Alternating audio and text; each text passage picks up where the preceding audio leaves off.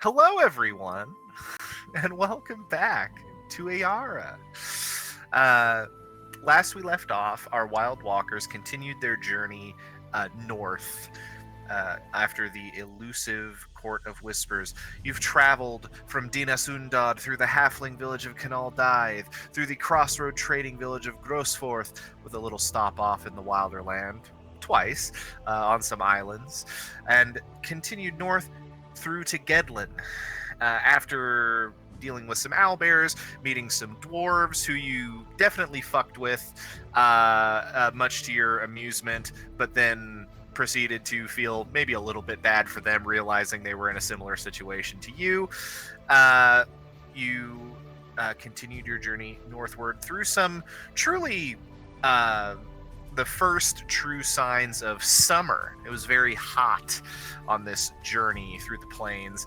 But eventually, Gedlin came into sight, and Gedlin, of course, the smallest settlement that you have sort of seen since leaving Dinasundad. It is the last primary settlement before entering the Galar Mountains and the vast wilderness beyond.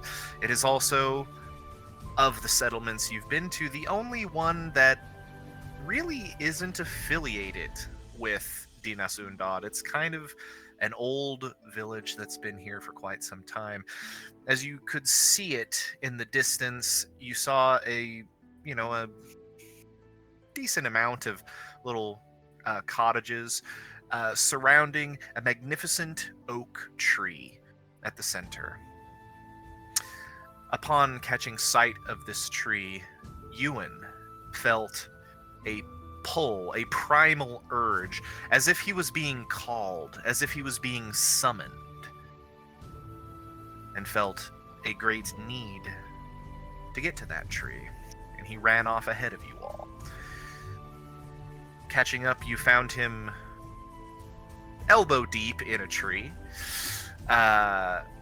attempting to commune with it, as the villagers, who seem to be primarily made up of catfolk, specifically tabaxi, in this little village. There was a smattering of others, some firbolg and other such foresty folk, but strange for this many foresty folk to be so far from a true forest.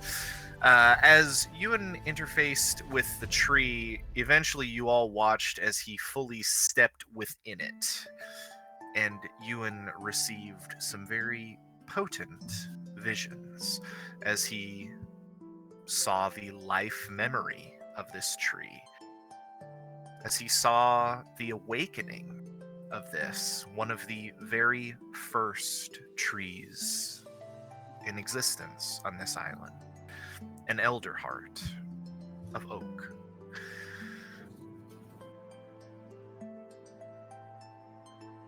Mostly new questions were brought to you in this interfacing.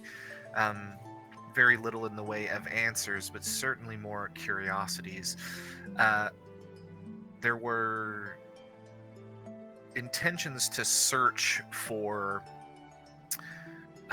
that face, the face of the one that brought this tree into existence, and in doing so, in the sense memory of this tree, Ewan was able to get feelings of loss, death, and eventually that feeling was so potent it shunted Ewan back out of the tree. As you all gathered around, trying to figure out what to do in that situation, the village elders, specifically a tabaxi cleric, sort of wandered up and said that the circle wished to speak to you all. And as you begin to head into the village, Juniper, wishing to, say a little bit of a hello to this magnificent tree, reached out, and upon touching the tree, something happened, but not quite what happened with Ewan. For you see,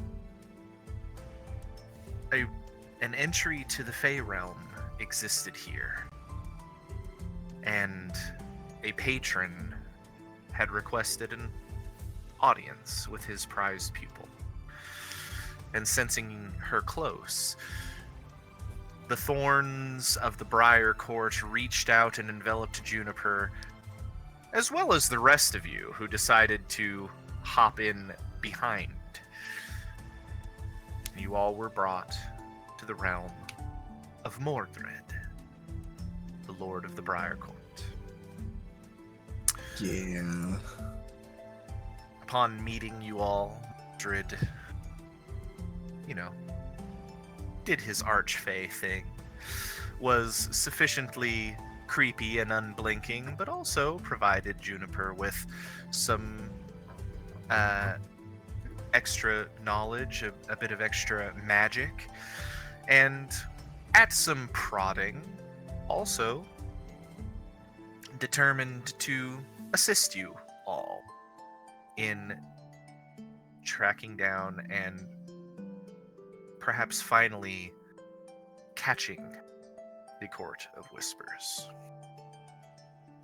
The Lady Rhiannon is going to follow from behind. Mordred is going to take a patch of briars and attempt to waylay the court, giving you all a bit more time. But as of right now, my Wild Walkers, you all have stepped out of a patch of briars somewhere further up the road between Gedlin and the mountains. And the mountains are now massive in front of you. You are maybe 2 days from the base of the mountains at this point. As you all stumble out of the briars, the little cuts and scrapes on your bodies, you remember that Mordred told you he placed you approximately half a day in front of your quarry. 12 hours. That is the time that you have. He did also warn you that if you wish for him to waylay them, he advised you travel a bit further, because it is, in fact, this patch of briars he is going to use to attempt to waylay them. So, my Wild Walkers, what are you doing on this fine, well, it is actually the middle of the night, so it's quite dark. The moon rising above behind the mountains, showing them in profile. What phase is it, Kyle? Ooh, the calendar tells us. My God, you have that built into your calendar? That's awesome. It is built into the... It's so much smart. easier with a 28-day month calendar. Oh, that's true, because then it's just... Because it's always at the same. certain aspects of the month. So what portion of the month always is the full moon? Is it at the beginning or the end? Or do we start on, like, a quarter? We are... I'm sorry, I'm fascinated by this. I haven't looked at the calendar in a while. Is there a thing I can look at so we don't have to go over it? No, it's all good. It's all good. It should be in... Calendar of Bruin under lore? Under lore, yes. We are on the night of the second day of Hawthorne. Correct. Which is a crescent. The night before the new moon. Oh, we're gonna attack him on the new moon! Oh my God!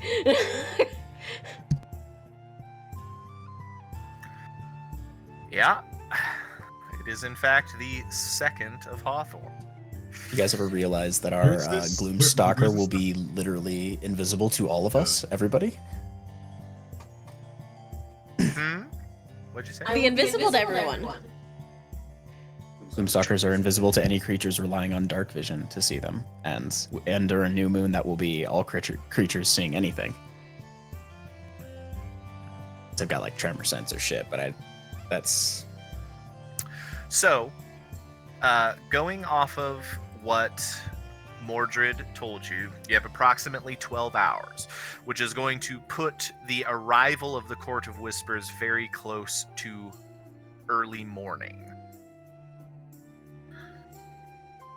We should probably rest.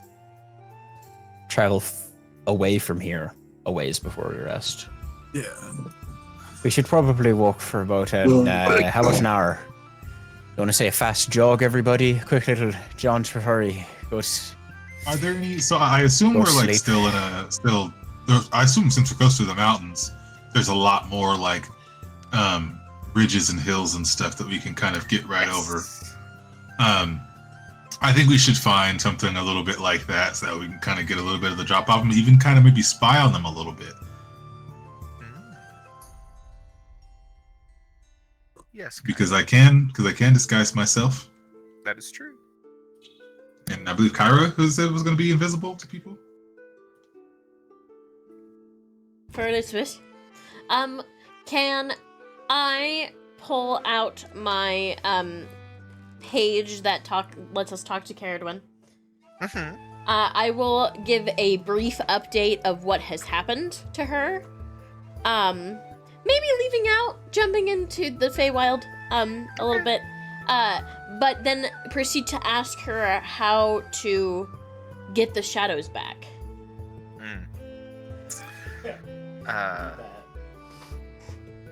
You will, a little bit of time goes by, and you start seeing words coming back to you across on this piece of parchment. It says, good evening. Right. So, to get your shadows back from a changeling, it's, there are two surefire ways. You can convince them to give it up, or if you find the implement that was used to cut it from your bodies, and you break that implement, that will break all of the curses at once. So trap them, take their shit, rob them blind. Trap them, rob them blind, break whatever they used. Maybe cut off their hair. Maybe cut off their hair. No, I think definitely cut off their hair. Definitely. I think I'm with that, actually. I propose I think they deserve it. That we try to find a low-level person in their group to beat up and let me disguise myself as them. Maybe I can steal their items that they cut with, and we can break it. But aren't they all a hive mind? Maybe. I don't know. Yes. No, we do know that one. They like what if they aren't non-changelings in the group? I don't know. Are they all changelings? But I thought that they're all changelings now. That was going to be my question: is if they were all changelings? I forgot.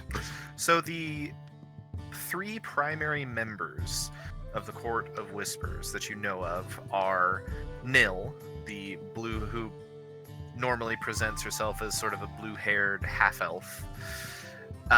There is Galpavroga, of course, who generally presents as her normal grung self, but now has a bunch of different faces to wear. And there is the rather imposing Drider-like figure who, I believe you did hear that her name was Aryan at one point. And it is notable that only the humanoid torso portion of her seems to change like a changeling. The spider-like body remains, but it seems, at least from what Juniper's vision was, that she can use illusion magic to disguise it. So she has been disguising herself as a person on horseback as they've been traveling. Those are the three primary members you know. The rest of the court, so insofar that you know of, was made up primarily of those strange little inky black creatures called darklings that were kind of the fodder that they attacked with in the capital. Whether or not their group has gotten larger or not, hard to tell. Yes, Juniper. Before Juniper and Ophalon escaped from that horrid cave, did either of them happen to see what was making that god-awful snipping sound? That god-awful snipping sound? No. You didn't see what was making it, but you do know who was doing it. It was, of course, Arian, the Drider. The Drider. So the Drider was snipping away, I think, other people's shadows when we were in the cave. You think they got something as simple as scissors they're cutting our shadows with? I think our focus should be her. I'm sure Ewan would love to tangle with the big spider thing. I wouldn't mind taking a crack at her myself. Wonder how many legs I can bite off before she melts. And if you find any So we don't want her non-changelings, to do that. We don't want them to die, though. Exactly. see if we can get the drop on them, so I could probably get in there, find I out think I what could that do tool like is. 3 at least. At least 3.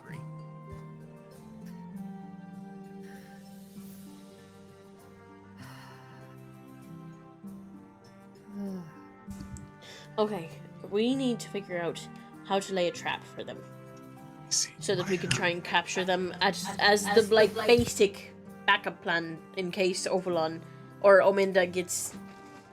I don't think we should let you go in alone, my friend. Well, here's the thing. If I feel as if I'm in danger, I could call you in with my longhorn. I've also got my Wilderland water skin that I think might be able to erase their memory like it did me. That's an idea. I was looking in my little sack here, and I did realize I had that in there. I wasn't holding it on my side in case I think I drank it or something one of these days. I don't like to forget sometimes, not all the time. I've got those beans that I bought from Smiley. Ooh, Smiley's beans. But they do like a lot of. They're not really. I don't like it when he does that. That was weird. Anyway, What on was that that? note, Oh, the Kyle, frog. I was curious. Yo. So the beans, they say you roll for it. Beans! Uh-huh. But there is also I was curious if I could postulate to you the idea that via druidcraft and maybe the compounded effort of that, if we might be able to influence which outcome we get. Maybe not all of them, because there's some weird fucking effects that there's no way you would know about. But there's one that, like, makes a treant show up. That feels like something Ewan would be able to conjure forth from his mind. Sure. Still And been I in the know background. at least, I don't know if Kyrus still does, but I know at least Juniper and I know druidcraft. The major problem with that is druidcraft is a cantrip. These are beans suffused with wild magic. It would be very difficult to get a cantrip to affect it. You would essentially, by doing a druidcraft to sprout one of these beans, seeing as I believe they already just immediately grow as soon as you They put take a them on the minute. ground. Yeah, they take a minute. You have to plant them and then water them. You have to plant them, water it, and they produce the wanted effect. So a druid craft would What would I want to say a druid craft would do here?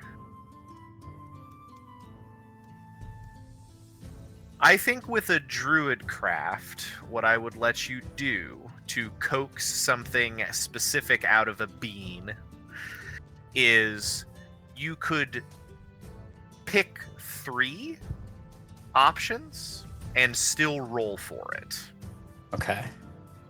If I am, because I have 2 features that influence plant growth from both of my classes, so I'm also curious if I use a bonus action and infuse, because I can infuse plants with ki and make them grow to its full grown state in a direction of your choice. Is what it says it does. I was curious if I might be able to additionally apply that, if that's feasible, or if that's too much. No. Fair enough. It's a bag of beans. Did that scare you a little bit to say, Kyle?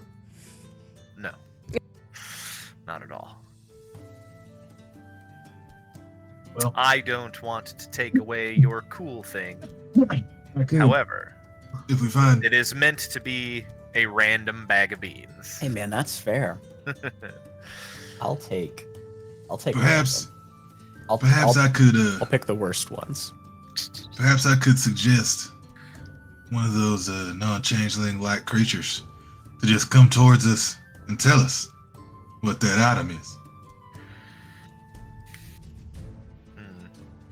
I feel like I can cast suggestion. Why don't we just cast suggestion on them to tell us what it is? Yeah, but then if we cast suggestion on one of the changelings, they all know that we suggested one of them. But if we did a non-changeling, it's still in the dark. Does casting suggestion on one member of a hive mind affect the entirety of the hive mind? That'd be so cool. That would be dope if they're all like, bro. If they're It is in my bag. If they are of a unified intelligence. Imagine 3 voices. It is in that's- my bag. That was an accentless DM question. Try it. Try it. No. So Okay. I think what'll happen is we might suggest Son of a for bitch. one of them to tell us, but the other 2 would know that the other one's under the influence of the spell. That's what I think would happen. Now I have twist up all over my shirt. What'd you do that for? Kyle made me laugh. If we wait until they reach the brambles that your patron might finagle, we could make the jump on them and just get in there, grab their shit, and get out. I still think that capturing them somehow would be the smartest move. Well, we haven't had much success in Plan A, so maybe having a Plan B would be good too. You know, I think capturing them's good, but in case that goes squirrely, Seeing a D couldn't hurt either. yeah. Hey guys, what do you think of those ones? We don't want to go to E because then after that we're gonna be F fucked. What do you think of those selections? What? A tree That's a good sprouts. There's a 50% chance the tree is catechetical attacks. Hilarious. 1d4 plus 8 bright pink toads. Crawl forth. Oh my god. Jesus. A bullet. I like 51 through 60. I legitimately like 51 through 60. I don't know what a bullet is. It's Uh, a it's- Don't you Baldur's remember- Gate in the Underdark. Yeah, don't you remember in the Underdark are them big armored son bitches and Baldur's Gate? Yeah. 3? It's a land shark. Yes. And they No, burrow I don't under think they're- you in the No. Underdark when you first get there. I Yeah, don't they're kind of a bitch. think I ran into those. If you went That to the Underdark, seems you did. Nearly impossible. You 100% Yeah, 'cause- did if you did anything I down saw there. Did you walk into the? I saw something burrowing under the ground, but I never fought anything. Oh yeah, you can choose you- to not fight it if you're sneaky enough. Did you not fight the hook horrors later on by the Cercer tree? No, I did. Nice. Oh, because the Yeah, there Bulette should be- fight shows up again at that moment, and Yeah. then you have to fight all 3 of them at the Yeah, same with time. the I didn't And have and the that crazy guy. I'm also playing on the easiest level, so Oh, Bulette that'll wouldn't do even it. be there. You gotta be careful in that section of the Underdark, or else you might end up hooked on psionics. Hooked on Sonics. boo. Ooh.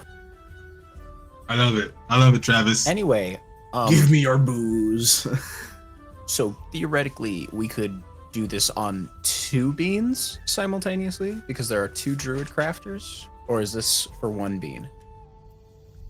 Because we could What? also just plant a few others and see what the fuck happens. So, you have to. Do Juniper and I have to do this to 1 bean, or can Juniper and I do this to 2 beans? This would require Okay, you okay. to concentrate on 1 bean, like That's putting fair. as much of your magical effort into 1 as you could. Okay. I'll take it. You guys want to plant just like 2 others for shits and giggles before they show up? That sounds like fun. Are we Plant them under the briars briars just to see what happens. So is our plan to plant these beans and then just see what happens? I can suggest. I mean, yeah, that's really how they work. I think you and I can make something fun happen with one of them. I can Like stay half. up in the trees and drop a darkness on them as soon as they get caught in the web. I can stay in I in a can distant see tree. through that now, Spell 'em up. So. I could also use my my windpipes to panic them. Oh yeah. Bagpipes. If Ophalan I mean, it would and I divert go their up attention into of the the Longhorn, woods too. by the brambles, if we're going to set this trap by the brambles, which is what I am assuming, Uh-huh. Ophalan and I can go up in the trees by the brambles. I can wait to drop my darkness spell on them, which I can see through, and so can Juniper. And the 2 of us, I could sneak in there, get to their shit, or I could do something to trap them. I think it would be better if I just went and stole it. If Menda and I snuck in and stole it. I While think they that should were be plan A. discombobulated. Ultimately. Yeah, move in. If we get seen up, we call in. We call in the cavalry with the longhorn, and they come in with that darkness. I Well, Misty you step also us have to out of think- there. Caradwin is coming up from behind us, and she's Being going to on- be expecting a fight. From Me behind and them, on. I think. Behind them, yes. All right, Ewan. What is it that you want to do with this bean? Well, it happens all really quick. So you like plant it and then you water it, and then like a minute later something happens. That's all I know. But I think if you and I focus a lot on one of the beans, we can make a handful of select things happen. Choice things that are more beneficial to us. Worth a shot. Just to really help kick this trap off. That's all I've got. I don't have a lot of weird. We can hide. And the 2 of you will just have to hide so that, close enough to trigger the beans when they get here. You and I feel fairly confident that you've got a lot of weird. Oh, I've got a lot of weird for like once everything's going crazy. I'm talking about preparatory weird. Fair. I mean, I'm not very good in this particular situation, unfortunately. I don't think you give yourself enough credit. What all is the stuff that fancy crown you wear does, huh? Oh. So far, no, good. Well, obviously, I was able to get Omenda his memories back. Mm, I can put people to sleep. that might be helpful. And Something tells me that's really not the sleeping one won't be too helpful against. I mean, Changelings. against, like the Drider. No, but right, they're all changelings now. Oh, right, they're And fey. And the only other thing is that I think I can keep a dead body from decaying. Ugh. Um, Oh, gentle repose. yeah. Don't Got it. Don't die, anybody, please. I don't think that's going to be anybody's list anytime soon. Alright. Plan A. Hot Sneak 'em. drop on them. Sneak in there, grab their shit. Winning. And then You I'll throw guys, some forget-me-nots on them. you guys travel about an hour or so up the road in the dark. The river running beside you has narrowed significantly now, although the water is fast. It is now the rapids that you had been promised. Although you do see some spots that look crossable, maybe 15 to 20 feet to just get across the river at this point. Even, in many other places, you're just like, this isn't that much of a river. It's more like a stream or a large creek. But the sheer ferocity of the river and how fast it is traveling says otherwise. As you continue to travel northward, you all come to a place where there does seem to be a ford in the water, as well as several sort of higher rocky places, some trees around the area. And I'm going to invite you all to open maps. I gotta open some maps now, goddammit. How does that work? I On your character believe. sheet. Click on launch game. Thank you. Oh, This right. is where we Yeah. ambush them. Omenda can come from the river. Ooh, Little pincer maneuver. nice. I just It's too bad Ewan doesn't know what an elephant is yet. There's mammoths, right? Wait, launch? Oh, Where's this is the launch at? cool. It's a little play button at the top next to the campaign. So we're here, Mhm. Mm. and so are they coming from this way? So north is going to be this direction. This is the Okay. direction you're traveling. Okay. So they will be just doing they will that? be coming from this direction. In the top left hand, you can see there's options to pan, draw, and then there's point and ping. Right. Specifically, which one are you doing? Point.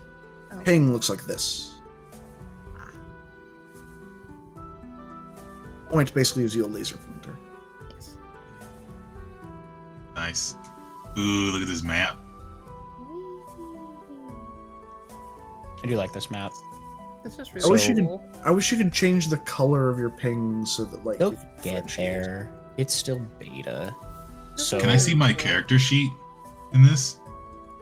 No. No, you have to have that open in a different tab. So I have I'm that open.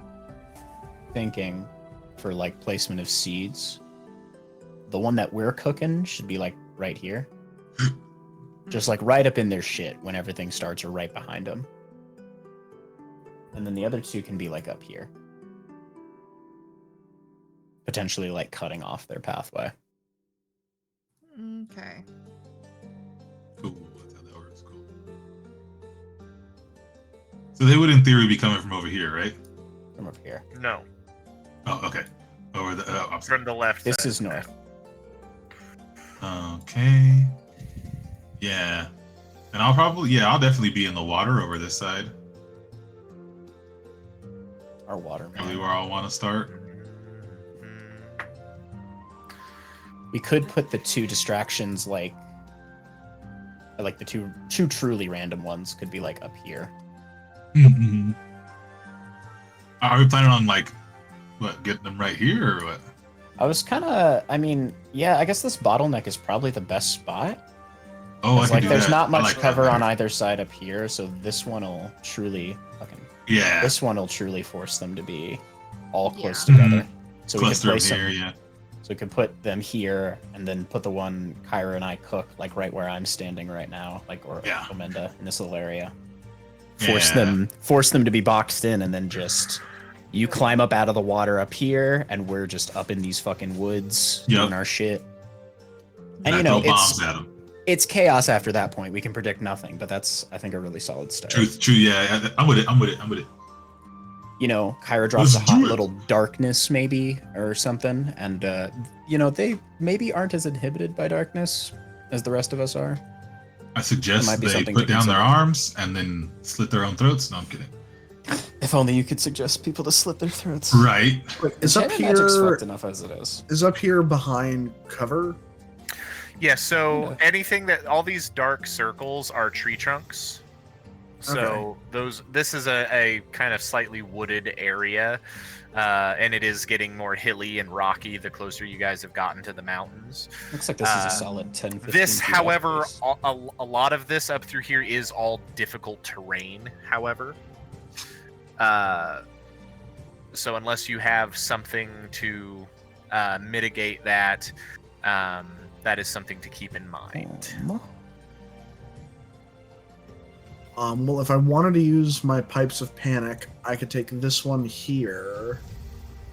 Because that says each creature within 30 feet must succeed on Wisdom save or become frightened. If you How want, deep is that water, Kyle? And I can make you guys automatically save. So this here is a ford. So this is actually a crossing. The water is still running fast, but it is no more than maybe 4 or 5 feet deep at its deepest. Oh, okay. I'm only about 3 feet tall, so. Yeah. Hold on, And no that would rock at be the that bottom. would truly be like right here, like right at the Hmm. middle part. Deepest Like point, it wow. is definitely wadable. It's just the river is booking. This is rapid. Oh yeah, I'm definitely gonna be under the water holding on to something, and then I'm gonna go out. Yeah. You might end up with a better vantage point if you're up here. Yeah, I may, but I just don't want to get seen up here initially. Maybe I want to be on the other side. That's fair. you're You could over- always just climb up there. How tall is this encampment? These Or are so hill? yeah, so these little on any of these faces where there's rock, it's gonna cost you 10 feet of movement to climb up onto it. In any of these spaces where it just kind of goes to the ground, that will just be normal terrain to walk Okay. off. But how like tall overall is it? Like 10 feet? about 5 10 feet. Okay. No okay. taller than 10 feet. Yeah. That makes sense. Up in I'm gonna sit here, on that with the you're crossbow. looking at greater elevation above Gotcha. the road, but also limited visibility. Kyra could probably get a pretty solid perch like right here. Yeah, that's fine. Her little Yeah. sniper nest. She'd have a really solid Yeah. view. Oh, just on all of it, actually. Holy shit. So we'd have Kyra up here. Juniper and I need to be within 30 feet of here and here. So probably we're going to be in this vicinity, hiding up amongst these trees, probably. So Juniper and Ewan, correct? Yeah, that's probably a solid bet. And then I can take up here.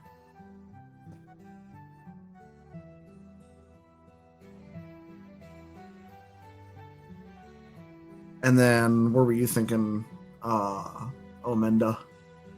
We're here. Yeah. I'll start back here and then creep up on. Hell yeah, this is solid. Omenda has the best stealth, so he can sneak up over the embankment Mhm. and grab their stuff. Yeah, he can He's try to trying to sneak up there steal while all we're being the distraction. Yeah. I can really do it on all fours. Go full on. Yeah. Frog boy. mode. If things How go far are you haywire, I can cast fairy fire No, on them, plus 10 to stealth. Jeez. and that'll give everyone advantage on their attacks against them if it goes to attacking. Snap. I got a max 30 on stealth.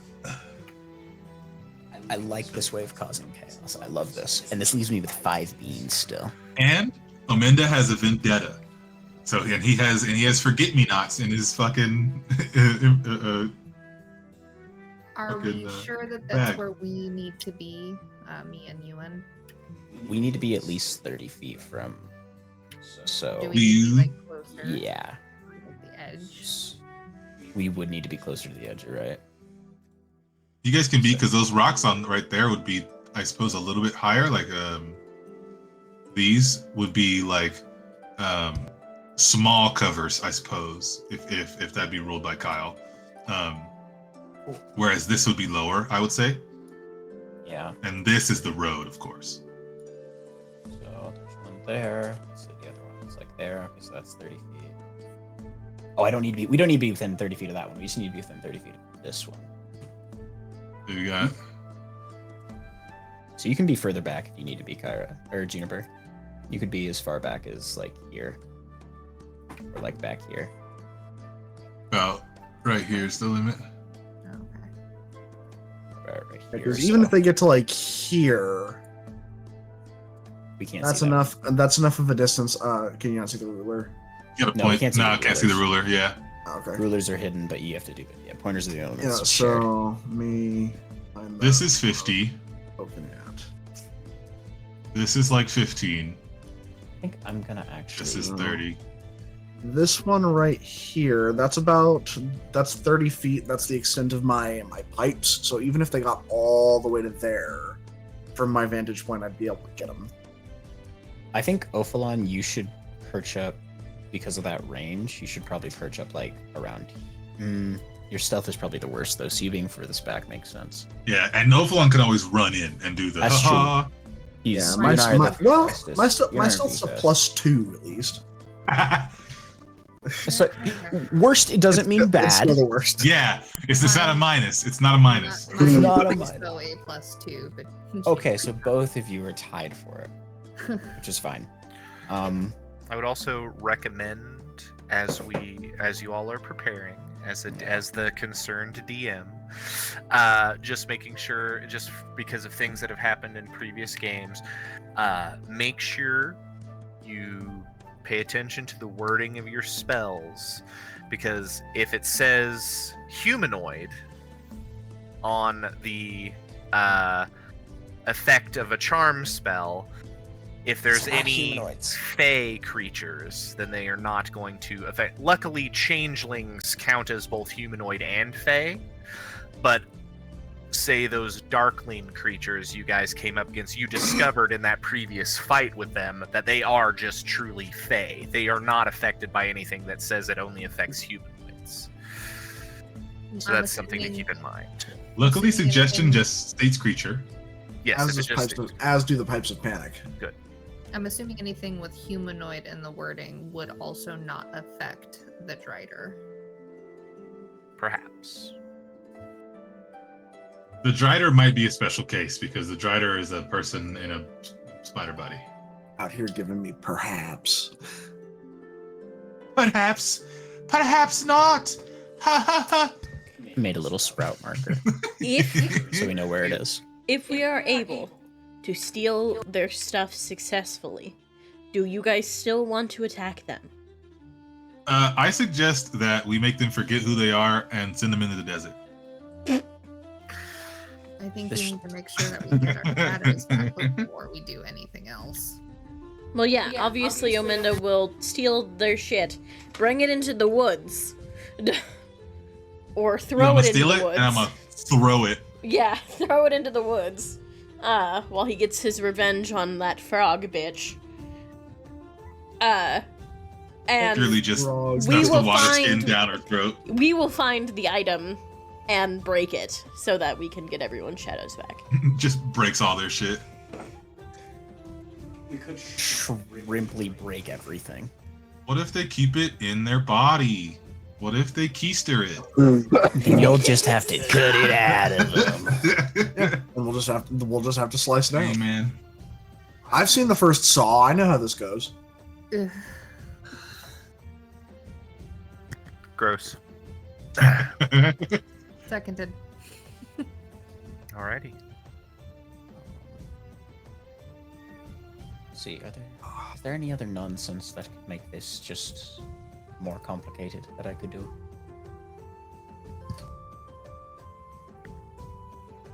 I don't think anything else might just end up complicating things. Kyle, I am going to use the cap. I'm gonna go ahead and I'm gonna go ahead and like twist the feather, and the feather's gonna change color to more of like a green earthen tone. And all of my my clothing, like skin included, becomes like the tones of the zone. Got it. Camouflage. Yeah. Understood. Alrighty. Well, Probably looks like one of these leaves over here.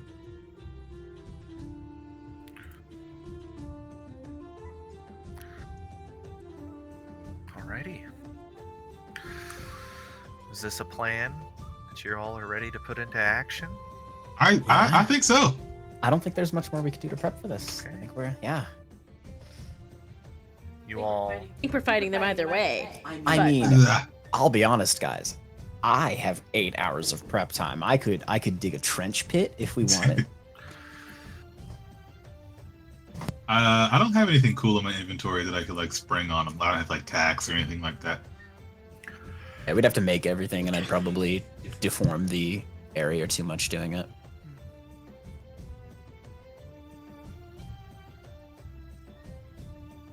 I will have a crossbow bolt at the ready though, for sure. Like have it in my thing. Are you guys going to take your corresponding rests in your positions? Might as well. Yeah. That way, Yeah. there's even less of a distinction that we're here. Okay. I'm gonna go squirrel up into the tree though. Oph will have a nice nap behind that tree trunk. I'm literally under the water right now, just grabbing onto a tree. Just Just like hook your foot under a branch in the dirt, Is that in the extra? water, and then you're just kind of like just. Water is moving so fucking fast. hey man, but I'm a frog. They do shit like that. You are a frog, but frogs are not known for their They love do of that in fast-moving eddies. water. Yeah, there's not really an eddy situation over here. That's There fine. might kind of be one down. He's a Down 3.5 here. foot tall frog, man. He's doing. He's so fine. jacked. His legs are so ripped. All bro. right. Will it be like a short rest then? You guys Long rest, have right? enough time for a long rest, Oh, theoretically. yeah, let's do it. Let's... Are you We're guys going to keep watch? We will keep watch. Yeah, I could honestly just go with a short rest because I'm basically full health and I have full spells. I'm pretty sure. But it's night and you've been up all day. Your character is sleepy, Paul. If you That's what the short forego- rest's for. If you forego I a don't long rest, again, you have theoretically 11 hours until these guys show up.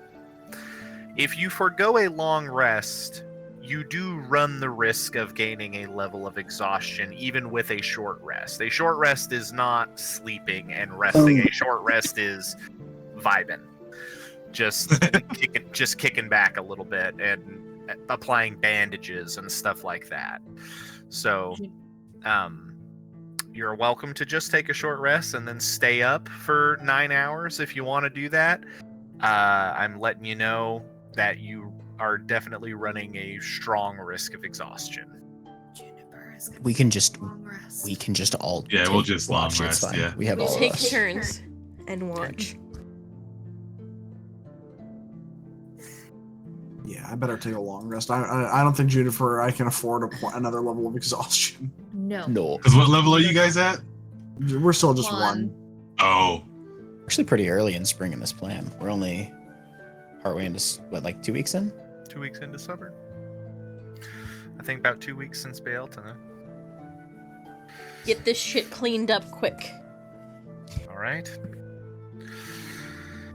You all head to your slumber. Who is keeping the first watch tonight? Kyra. pick the last watch. Kyra, I'm going to ask you to go ahead and make for me a perception check as the night goes along.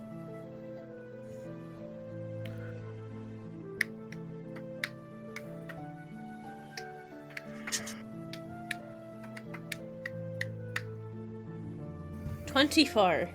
24. Hey, The night carries on. Eventually, some clouds begin to move in, and the dim light of the crescent moon fades, meaning the outline of the mountains sort of disappears, and instead, just this ever-present, massive, dark space on the to the north of you is there, imposing.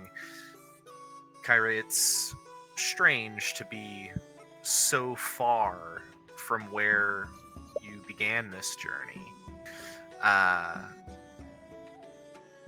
and yet probably out here in the wilds, and now that you are getting more into mountainous and colder areas, things are starting to feel maybe a little bit more like home.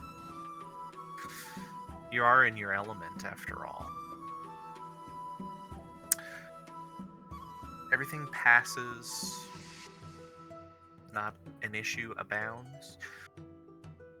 Just the sound of creatures moving about, owls and maybe nighttime fuzzy squirrel type beings, but that's about it.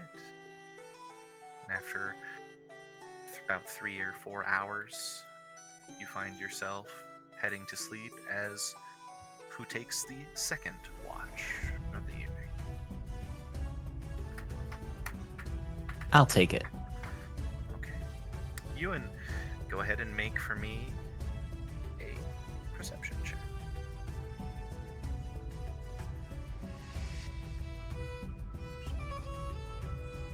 That is a 25. 25.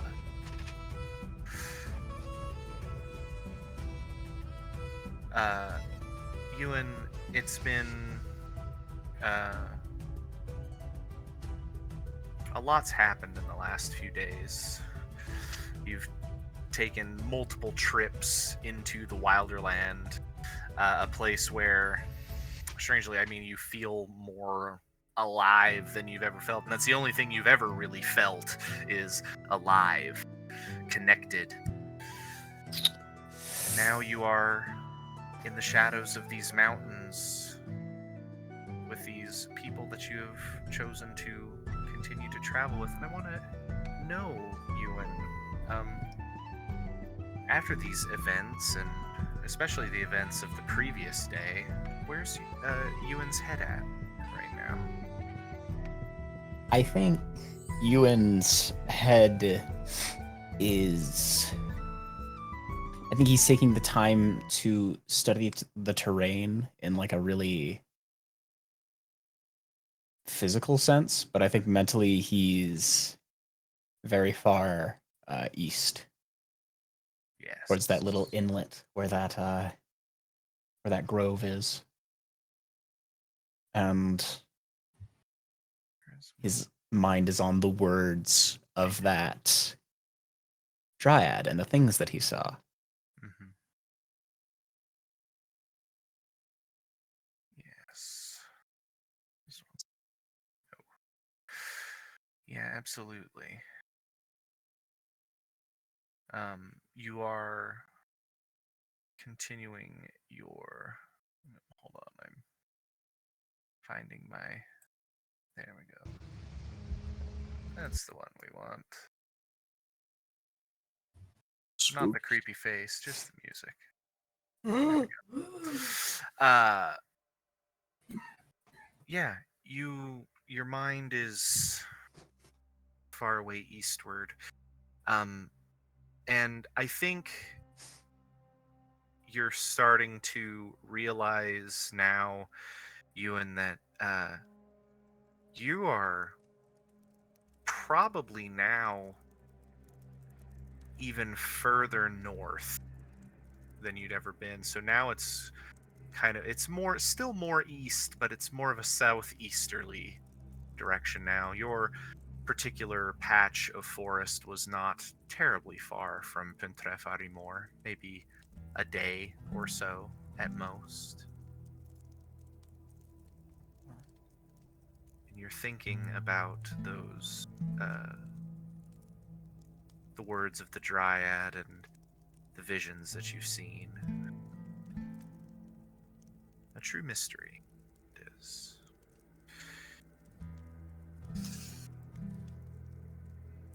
But as you think on these things, your perception does not wander from the immediate place around you.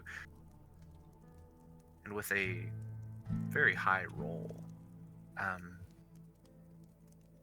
you hear nothing but the sound of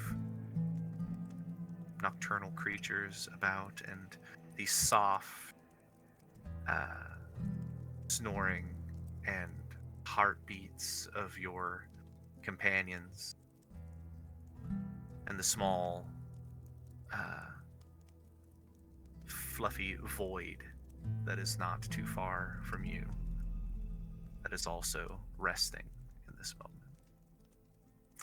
But your watch goes unimpeded, Ewan, bringing us to the final watch of the night. Omenda, these last 3 or 4 hours are going to bring us to potentially the arrival of your quarry, if Mordred was not able to impede them as much as you all hope. So while you, Omenda, make your perception check, the DM is going to roll a luck check on the other side of the board.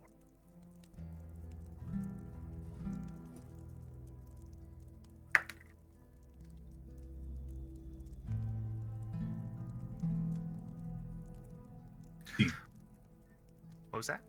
19. 19. The hours pass, Omenda. The sky is beginning to lighten. Morning is approaching. Still, the sun is not truly up, and it is cloudy this morning. But you see that dim light on the horizon just beginning to creep up over the trees and hills, making it a little bit easier for you to see in this space. As you are sitting there, it's getting very close to when you know that your companions need to be wakening. And with a 19, Omenda, you hear a sound coming up the road.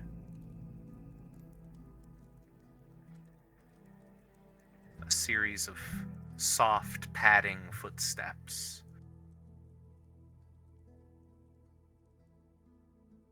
What do you do?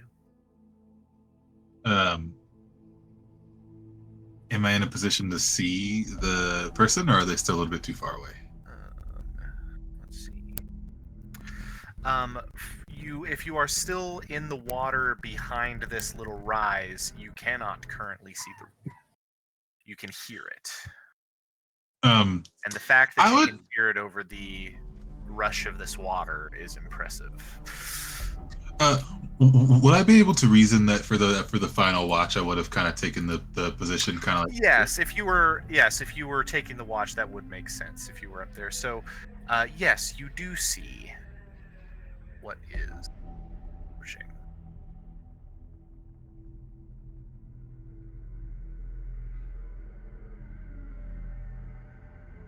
And I don't know if I can move my token. Jesus. A large dog-like creature is slowly padding its way up the road. And you think you see the forms of a couple more similar creatures. You hear a gruff voice from behind shout out, "Wait up! Slow down!" Is it a voice that I may have heard before? No, actually, you've not heard this voice. However, Ewan, who is perhaps not involved with taking the watch, but is awake if you only took a short Just be doing my trancing. trance, Yeah. you do also hear this. And is it a name I recognize? No, Or a voice, sorry? it's just a gruff voice. Just gonna even just kind of like focuses in on the road. It's just those like shapes, right? And that is the only one that I see. You can see this one, yes, if you look up the road. And it's, like I said, it's dog-like in shape, and it has its face against the ground, and it's... Have I ever seen one of those things? Yeah, is it a creature that I might have seen? Both of you can make a nature check. Not a nurture check? No, I'm kidding. Okay, I shouldn't have made the joke. I rolled a 1. 14. 14. Uh, let's see.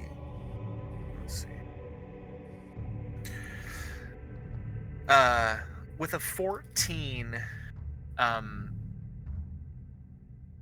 the only creatures that you've ever seen of of size to this, Ewan, are direwolves. Like, larger than average creatures, and you're thinking that that must be what this is. But as you look further up the road and you see it lift its face off the ground, you don't see that distinctive long snout. In fact, you see an almost like mannish face, like an old man face on this dog-like creature, as it's just sniffing the air about it, and you hear the sounds of a couple more plodding up behind it, as well as, for both of you, and you especially, Omenda, with your perception check, a humanoid figure striding behind him. You hear a crack of a whip, and you watch all of them kind of cower to the ground. And the one that is up closest to where you are sort of retreats back up the road a bit. Yeah, that's what you see.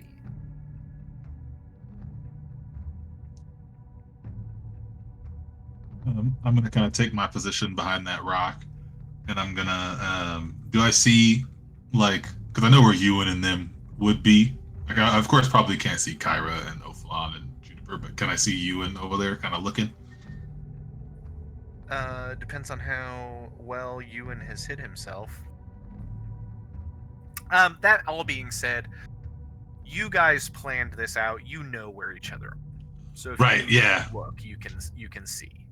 Making eye contact across the canyon, like, the fuck is that? Just like, shh. I yeah, I actually just got out of the water, so that's actually good for me. Mm-hmm. I don't think that my disguised self would be able to disguise my scent, would it?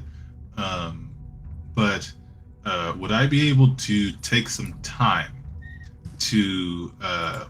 Would I be able to reason at a stealth check to try to disguise my scent? Yeah, I mean, I would say, Omenda, that yeah, you could easily make a stealth check to try and limit your scent here. Absolutely, and that would just involve kind of uh, putting yourself back into the water just to eliminate that scent and crawling back up onto the rock. Go ahead and make that stealth check. Okay. Ewan, 19. you hear the sleeping sounds of Juniper nearby.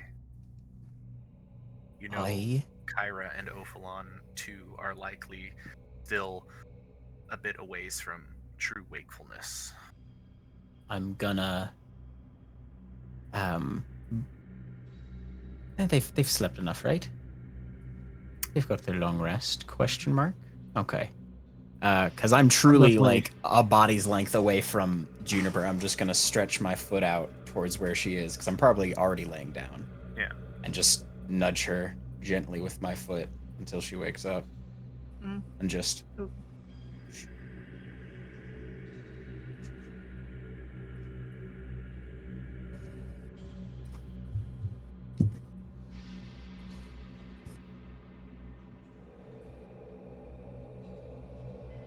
What and did he you get just on your- gestures to the road.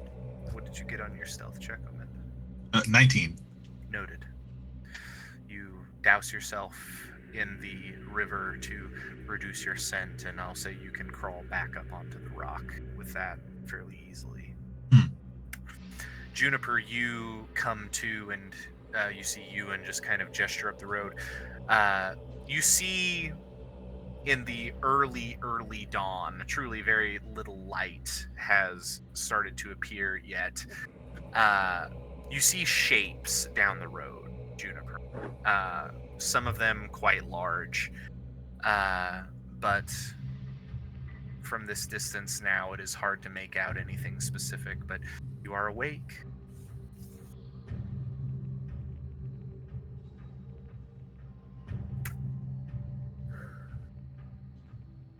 As the three of you now are awakened, you see, as you keep your eyes down the road, a small form, quick, hovering maybe 3 or 4 feet off the ground. Kind of flies up, looks around, flies maybe 10 more feet up into the air.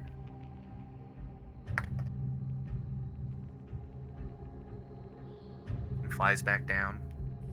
And you hear a small, sharp whistle.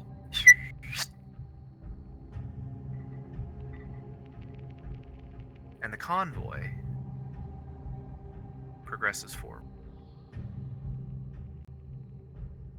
So, currently Juniper, Ewan, and Omenda, as we see some things begin to happen. That really sharp whistle happened to awaken our nearly awake companions. It's definitely not going to get Ophalon, but Kyra, just roll a d20 and tell me what you get. 7. 7. Unfortunately, no.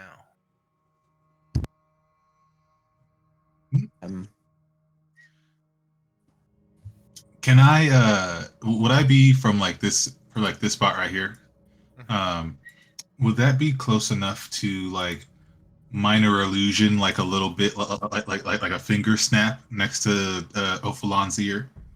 What's the distance on minor illusion? 30. What a 5-foot cube? 5, 10, 15, 30. Just a cute little. It wouldn't be right next to him, but it would be close to him, so you could definitely give that a try. Yeah, I'll definitely try to give that a try. Oh god, you had him right there. I was so scared for a second. Yeah, I was like, oh my god. Well, that's just where they all... Actually, I'm going to pause the map real quick. Oh. That's fair. Do it, Kyle. Hit that. Hit them switches. Oh shit. Nice. While you do that, I'm gonna warm up my prize. Yeah. Fuck. Oh wait, what am I stressing about? I have a quickling in my shadow.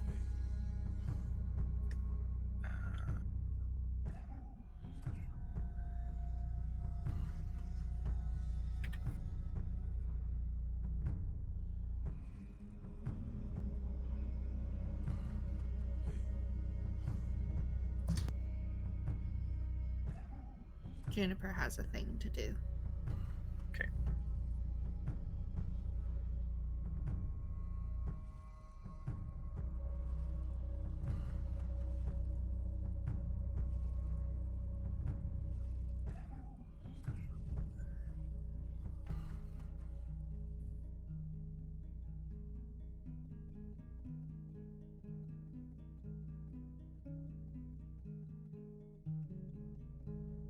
Just a moment.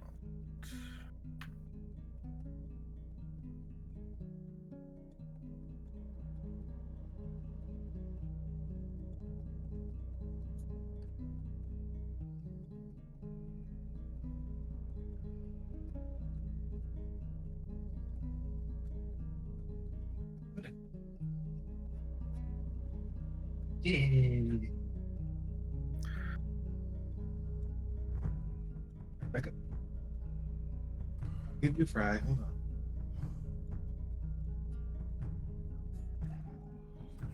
Yeah, you can have this. And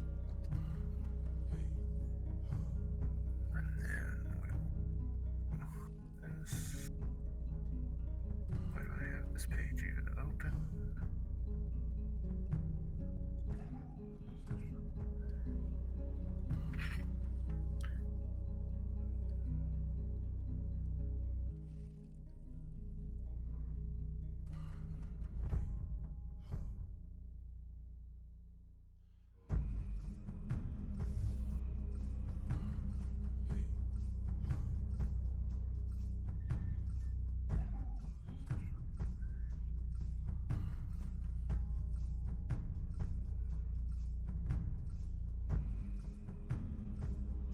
So, guys, what do you think the odds are that this is just a totally unrelated party traveling on the road?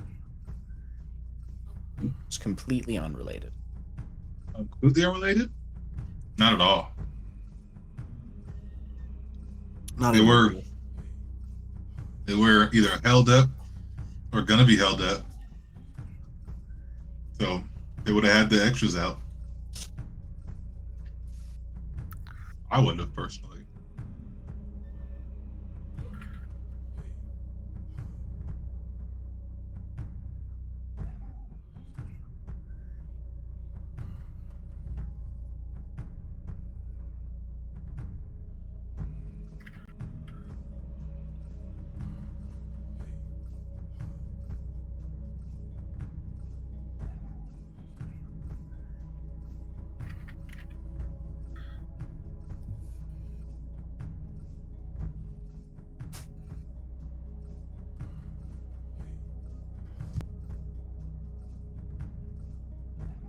The group is approaching up the road. Juniper, what are you going to do? Just clarifying, I can speak with Bramble in my head, right? Correct. You have a telepathic connection. Okay. Juniper is going to pick Bramble up off of her head, making eye contact with Ewan, Mm-hmm. gesturing at Bramble, and then pointing in the vicinity of Kyra. And then, Bramble, can you go wake up Kyra? Just skitters away into the then Did Ominda's snap actually wake me up? roll a d20 for me.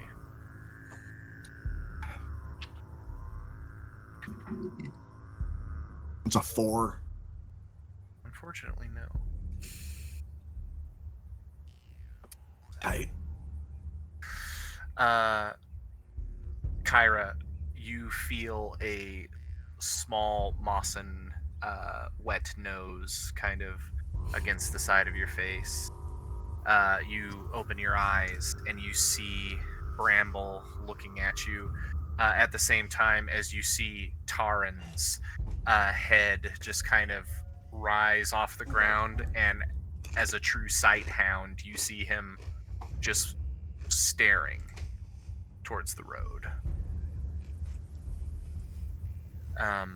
I will And then get yeah, into go a ahead. better position. That is not napping then- position.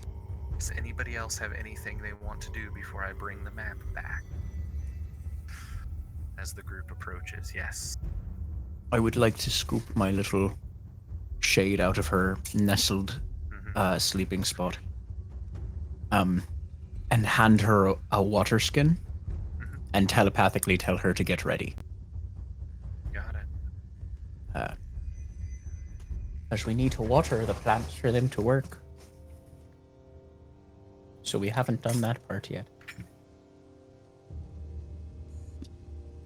I could also do that with my periaptive water creation. True. I didn't realize that was part of the thing. I would have suggested that earlier. Make it rain a little. most of you awake. But this way we can do it secretly. She can just. Ophalon, I'm going to have, because it is very close to when you would be waking up in any way, Ophalon, I'm going to have you roll me. This time I'm going to make it just be a constitution check. And just tell me what you roll. 17. 17. You do begin to stir awake, Ophalon. You stretch out. Looking across the way to where Omenda has kind of been set up at, you do see, actually make a perception check for me. It's an 18. 18. Kyle. You see, Oh, never mind. Never mind. We haven't begun combat or anything. So. You see Omenda's attention focus straight south down the road. Mm-hmm. And you hear the sound of a convoy approaching. The map should be back for everyone. As they make their way up the road.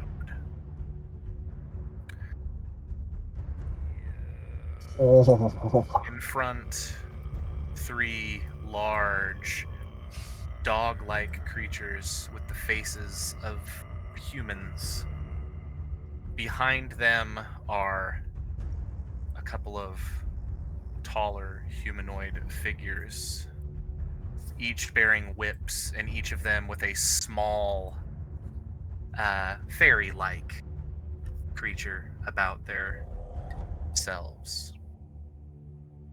You see others approaching as well. Oops. Just a quick Top Gear top tip to the party. If you need to move the map around, make sure you click on pan specifically, or you might accidentally move one of the tokens. Correct. Move the tokens.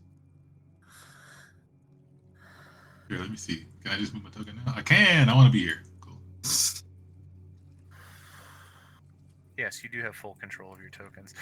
This group is proceeding up the road.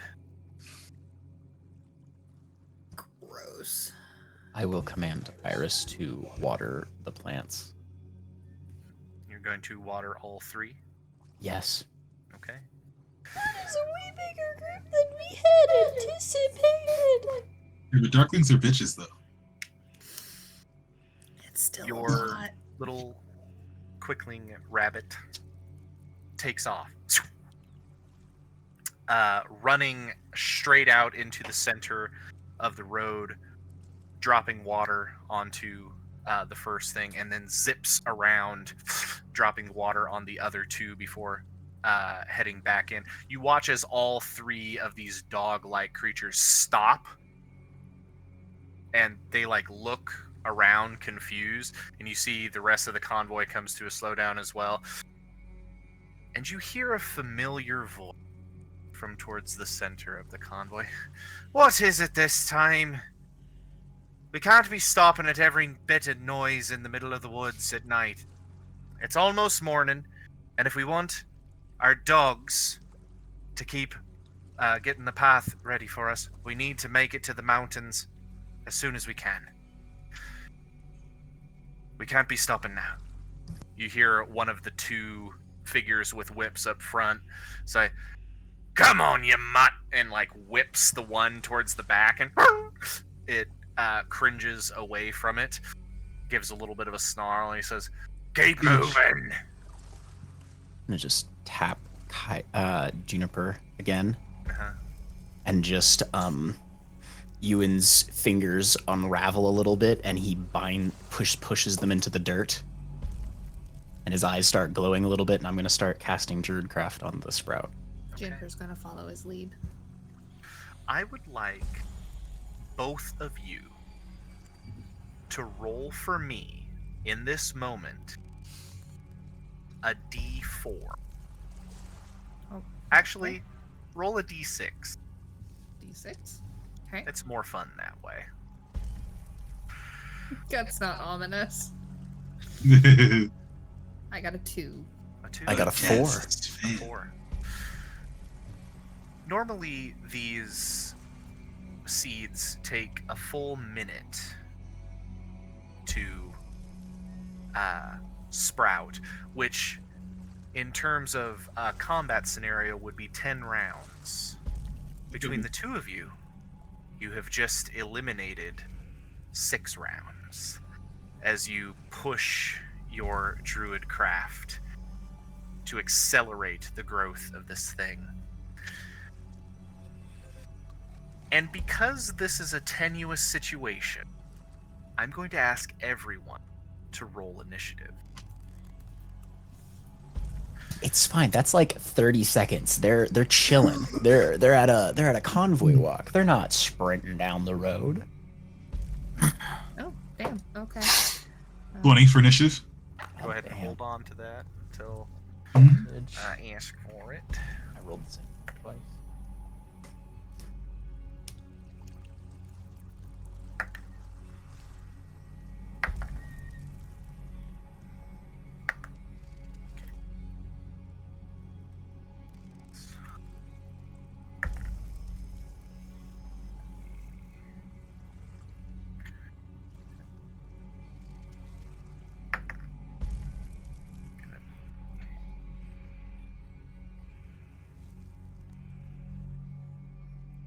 That's gonna be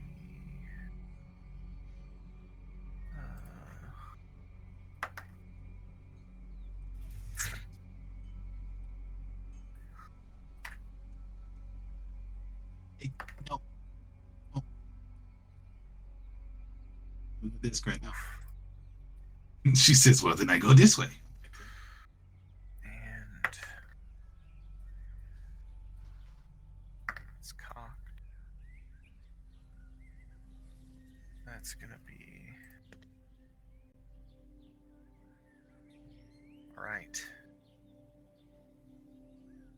Juniper, what was that initiative? 19. Ewan, 18. Amanda, 20. Ophalon, 21. Hey, Kyra. plus 10. 20.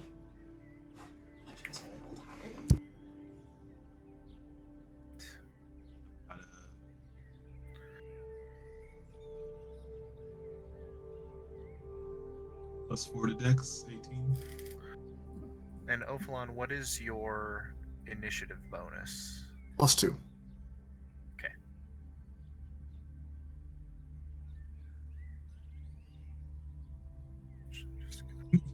I was like, hey, how'd you roll that? On the bright No, side, no. Travis, Yes. even if Oath was asleep, my quarterstaff of warning would have woke you up. True. What do you want me to get on here? Give it up. The earlier, the better. That is very true, but facts. Okay. Quarterstaff of warning just hits him over the head. All right. You warned enough.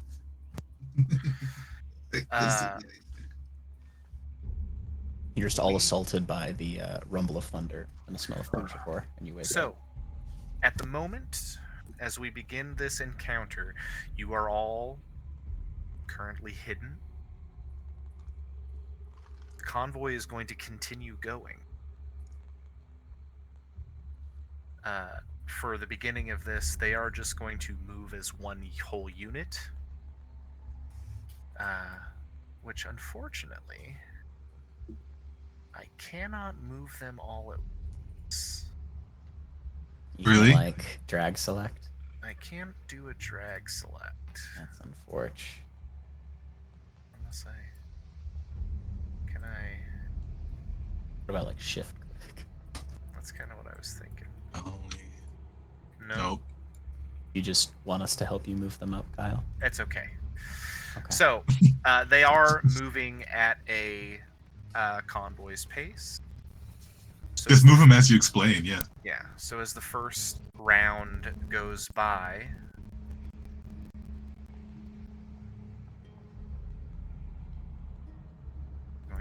like it.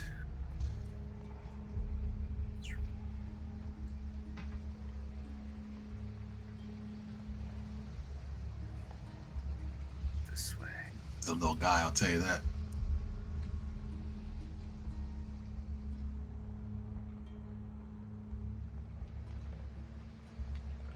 Up to here.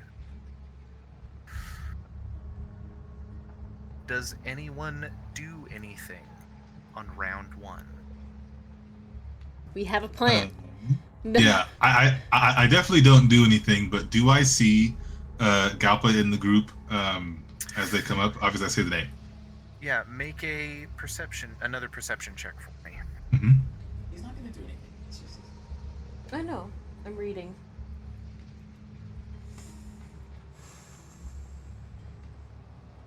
Uh, 18. 18. You see most of this group is moving of their own accord. You see a smaller form on the back of the Drider, just kind of kicked back, relaxing at the moment. Chilling out, maxing, relaxing, all cool. Yeah. Super some b-ball outside of the school. Just a couple of Driders, up to no good. A blue-haired tree devil and a frog lady. As round 2 passes,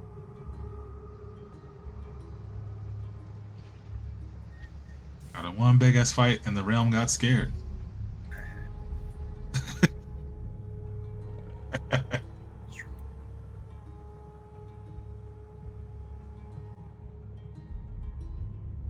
Need to look at the map because I want to make a good line.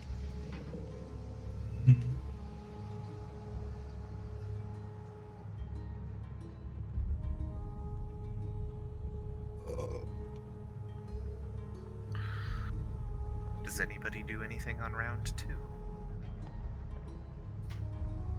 Negative. Oaf is waiting patiently. We are following the plan. His sword is the- drawn, but he is waiting patiently. Yeah. The only thing that I would do is probably inch into these bushes. Okay.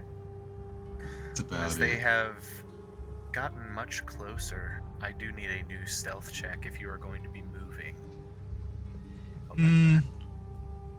I probably won't do that. You I'll- already I look think like a I'll bush take my behind it. You're chances. fine. Yeah, I'll take my chances. You know what I mean? It was already like a anyway. So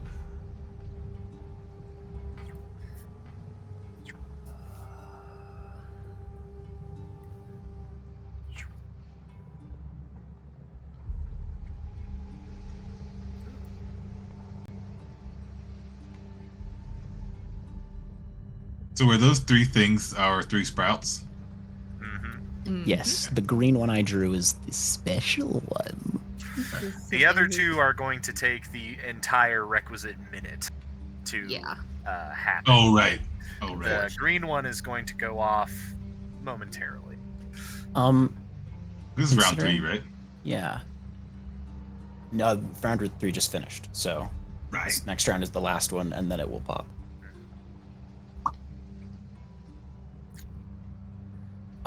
Kyle, Yes. as this last moment is happening, and I see our quarry about to move away, can I mentally reach out to Iris and have her just run across towards the ford and back?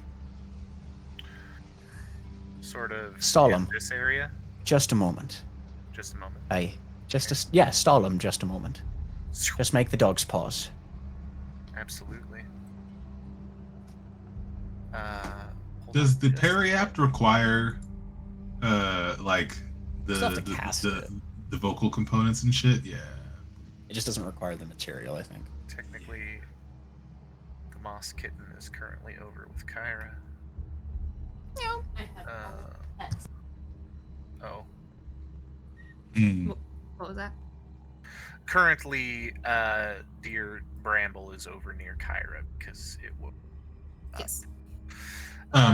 Yes, the shadow hair is going to dart across the ford, maybe back here somewhere. Yeah, probably. The hounds stop. Get everybody kind of moved at this point. Is the drider large enough to have like a small chest on its little rump, or is it like As a small galba. yeah, there's a small little galpa on there. I was like, there's a thing I can try to open and go. Bing! The Drider is currently walking without any illusion. It's just a large spider carapace with your familiar. Just chilling. Just chilling on the back there. As Iris zips across, hiding in this spot, the Yeth Hounds all stop once again. As this time you see the smaller figure on the back of the Drider, as everybody kind of comes to a halt, turn around and peek over the Drider's shoulder, and you just hear, what's going on?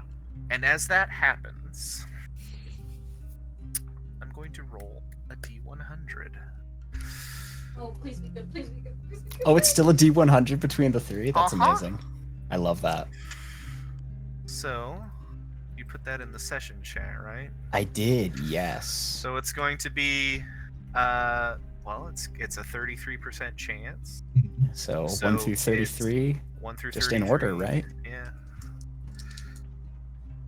It'll be fun. No matter what happens, it'll be great. The toads. I'm kind of hoping it's the toads too. You two hear or feel your Juniper and you feel your druid craft. You feel the bean sprout, and you feel the ground begin to shake. Oh no.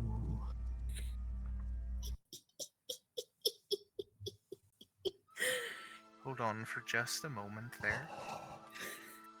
I think I know which one it is. Are we getting BG3'd? Are we getting... maybe. Maybe. Alright, guys. Now it's fucking anarchy. Now it's fucking on. Hey guys, if the fight lasts for 6 rounds, the other 2 beans are gonna sprout. It's probably gonna last 6 rounds. I hope it does. I hope it does. Oh, there's so many things to fight, though. It's it for real. I'm gonna just toss a fairy fire on them. Light them all up.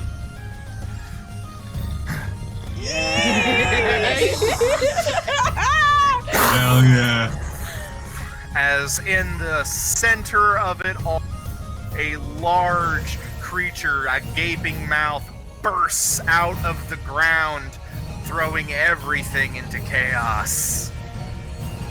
And the DM has to quickly add another creature to the Encounter builder.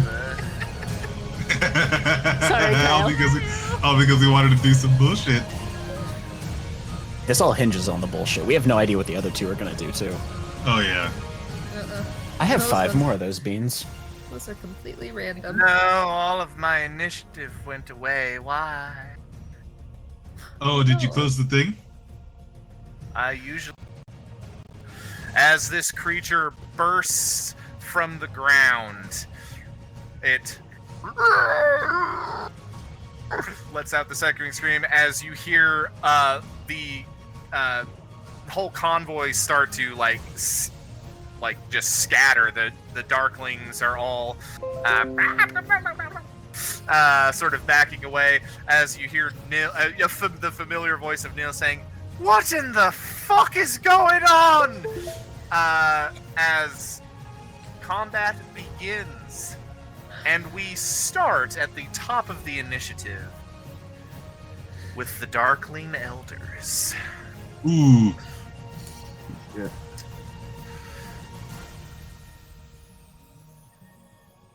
The Darkling Elders are going to all rush in these spaces, opening up a path for the primary members of the court to get by.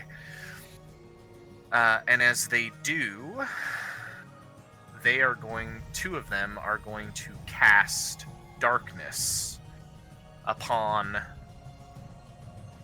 sort of this whole area here.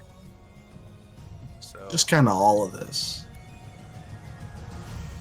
as everything kind of in this radius becomes dark for the time being, that is the Darklings go.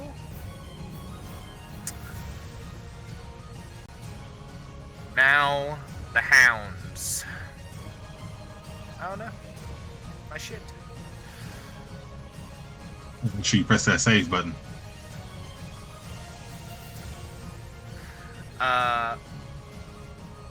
Let's see. The 3 Hounds are going to turn, and they... Oh, I can't move yet. They are going to begin to push their way forward this way, and all 3 of them are going to let out a baleful, baying-like howl. I need all of you to make a wisdom saving. Is this a spell or magical effect? This is a magical effect. I have advantage. You said wisdom. Mhm. Yeah, that's not good. Is this Better. something to charm us? It is not something to charm you. 15. 24. 24? 21. 17. 17? 16. 16. It is a frightening sound that echoes from these creatures. It sounds like the howling of a dog, but combined with the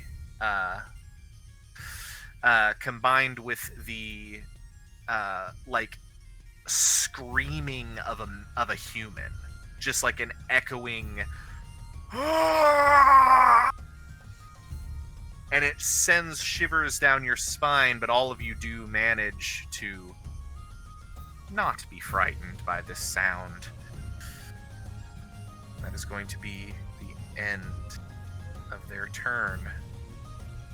Which is going to bring us at the top of the initiative for you guys to Ophalon Thalamor. Okay, so let's see here. I like this map. This is cool.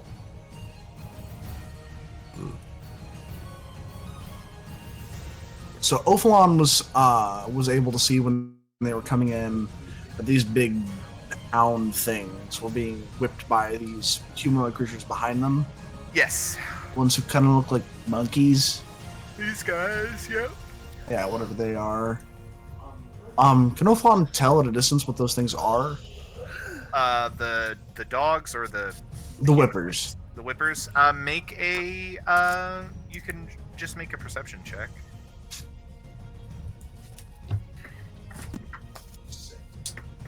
Six. 6? Yeah. It is still the early morning.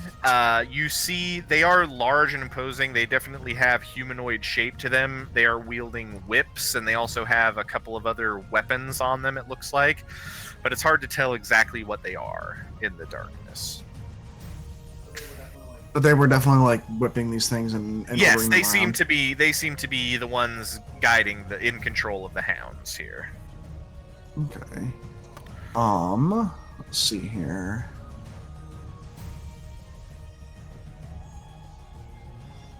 Briefest of seconds. What am I thinking here? What am I thinking? I'm thinking.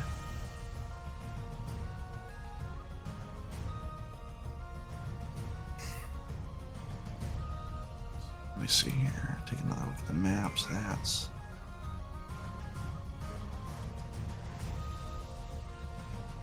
math.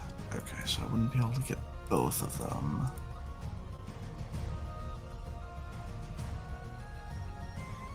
Let's see. From my place of hiding, I'm just gonna kind of lean around and I'm gonna look at the first of these humanoid figures, Mhm. and I'm going to cast Dissonant Whispers. So it must make a Wisdom saving throw.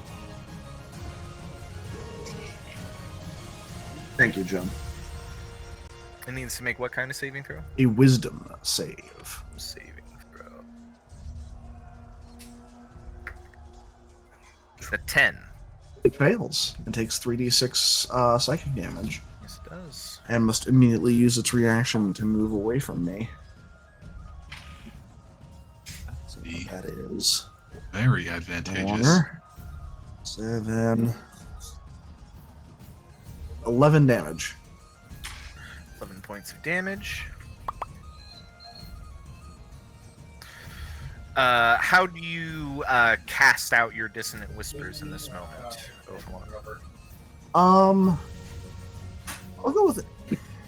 It says I whisper a discordant melody. Can I whistle? Yeah. Yes. So I will just kind of like lock onto the head of that creature and just in a discordant, unpleasant fashion.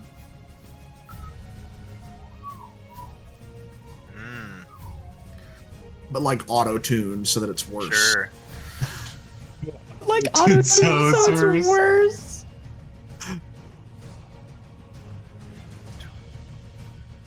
Oh, you did it on that. the, I thought you did it on the Being is going to and hold his hands up to the side of his head, and it's just going to sprint this way. It sprints into the darkness, and Does it you trick? hear a thud as it collides with something inside of the darkness. That's a good start.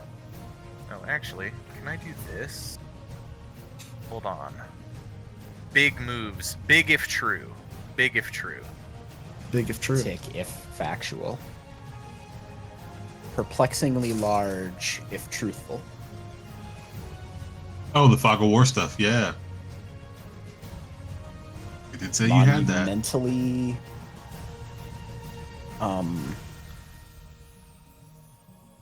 stinky if beans. I'm sorry, I lost it at the last one. It's all good, bro. Beautiful. That works so much better. All right. Yeah, you cast out your dissonant whispers. This creature flees into the darkness. Ophalon, is there anything else you'd like to do on your turn? Yes. So that way I'm not entirely on my own hook. I'm gonna make a split-second decision, and we're gonna go fast. I'm going to use my speed burst, one of my speed bursts, as a bonus action to take dash and increase my AC by 1 until the start of my next turn. Okay.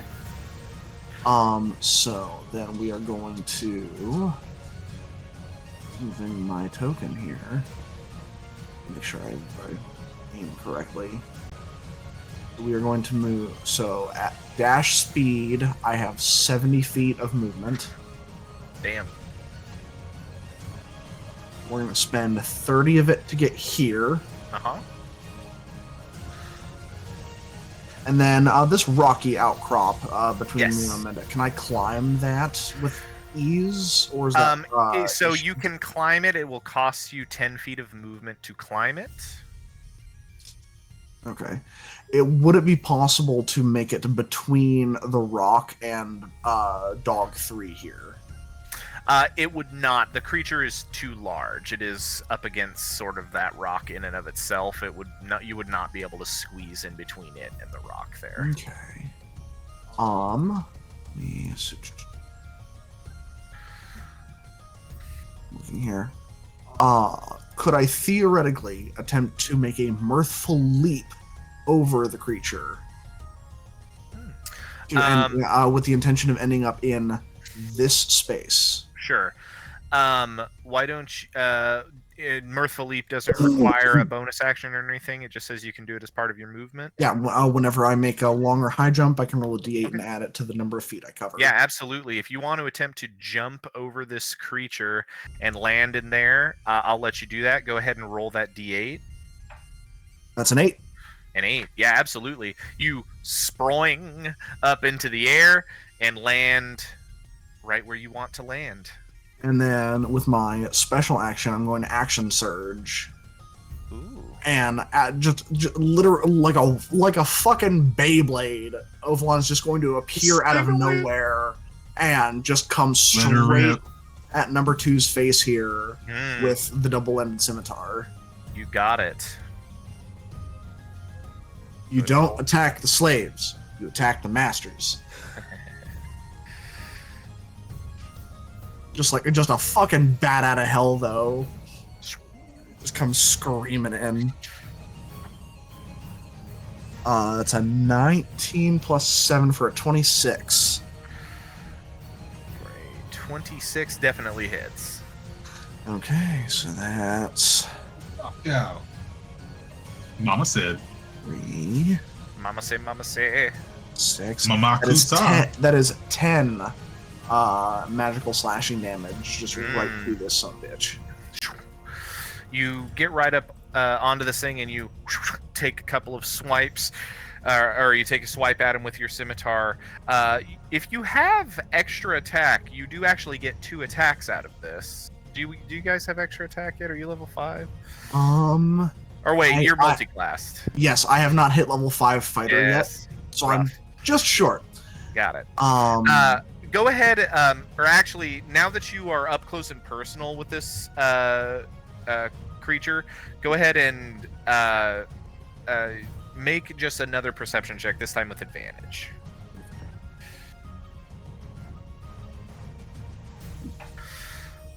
That's an 8. And 16. 16.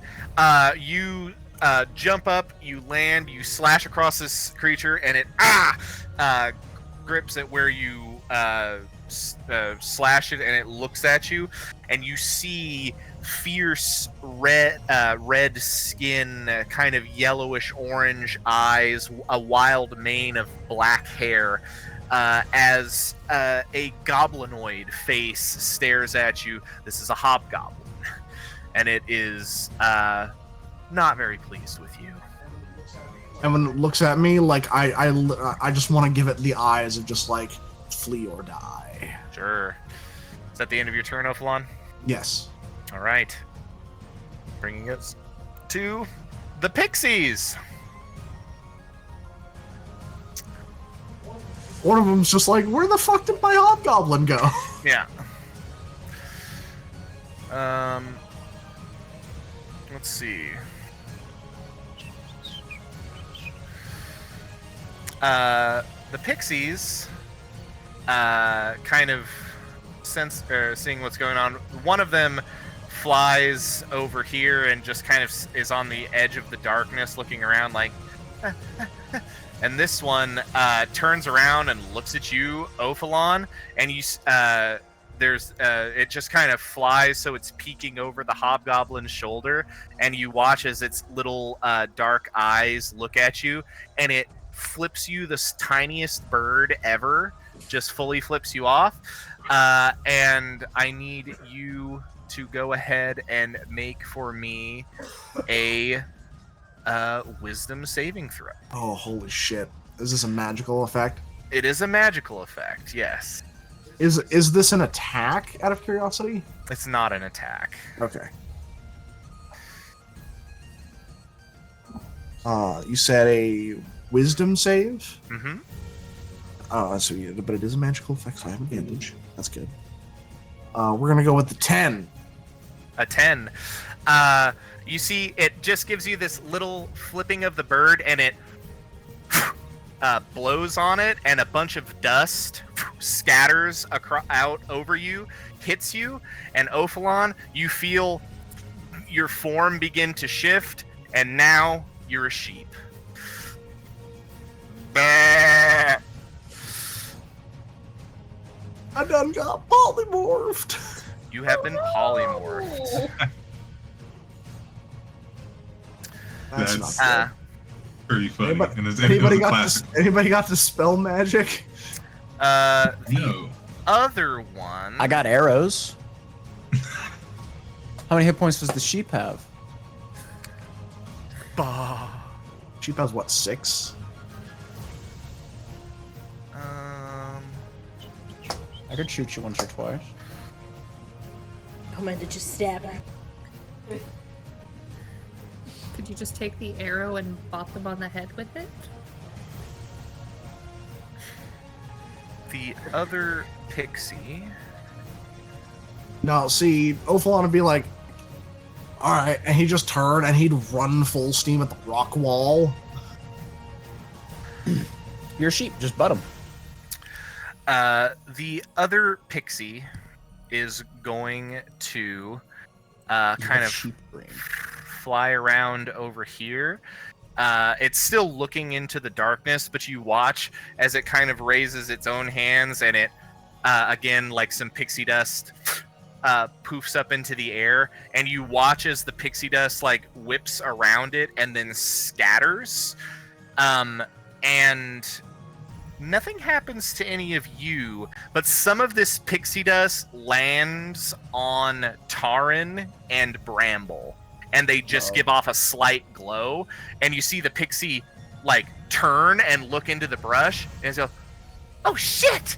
And that's the end of the pixie's turn. That done tried to discover us. And that's going to bring us to Kyra's turn.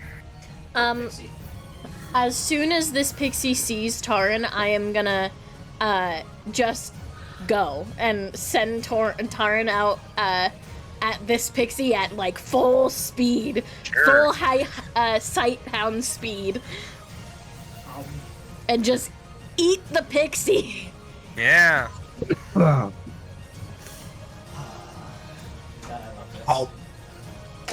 Do you need me to roll an attack? Yes, you do need to roll an attack. Okay. And I right. believe, Alright. just let me hold on 2 seconds. Because he is a ranger's companion. He gets my bonus to. Yeah, you have to use your bonus action to command him to attack, I believe.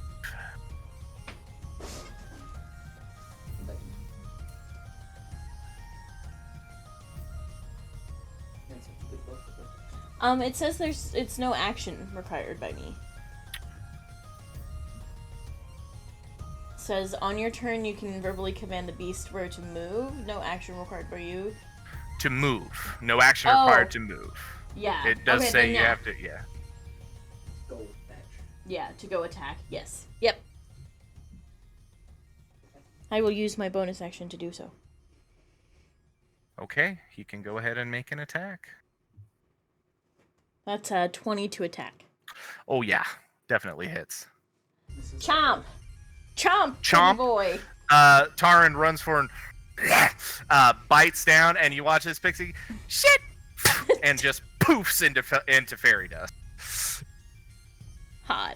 The pixie's dead. Cool. Rad! It's a pixie. It has 1 hit point. Okay, so I have a question. Mm-hmm. If I cast fairy fire inside of the bubble, I can see through darkness. Will it give me advantage on attacking them? Let's see. I can also see through magical darkness. Yeah, I did that on purpose. I think so. Let me check. Oh, God. let's see.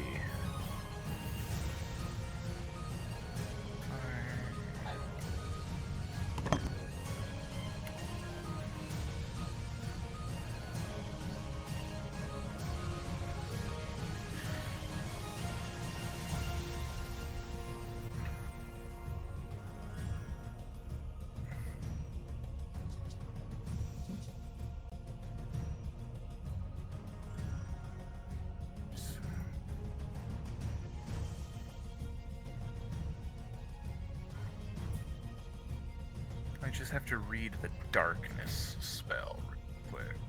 I can read it for you. Hold on. Well, Magical I've got dark- it up here. I've got Oh, it up. wow! Sorry.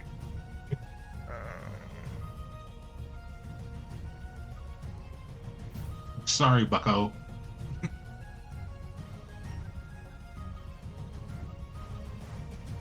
If any of this spell's area overlaps with an area of light created by a spell of second level or lower, the spell that created the light is dispelled.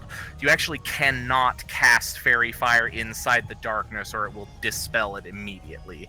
You can, if you have a third level spell, you can attempt to upcast it. But per the wording of darkness, the Fairy Fire would be immediately dispelled if you tried to cast it in there. Got it. Okay. I won't try that then. Thank you for letting me ask the question. Can I? I think stop you it. already have advantage because they don't know you exist. Yeah. At least for the first attack. I was trying to get more advantage for The rest of Juniper us. and the rest of you guys. But I will just wait until the darkness comes down on its own. And help out Ophalon. Can I see? Hold on, let me check my.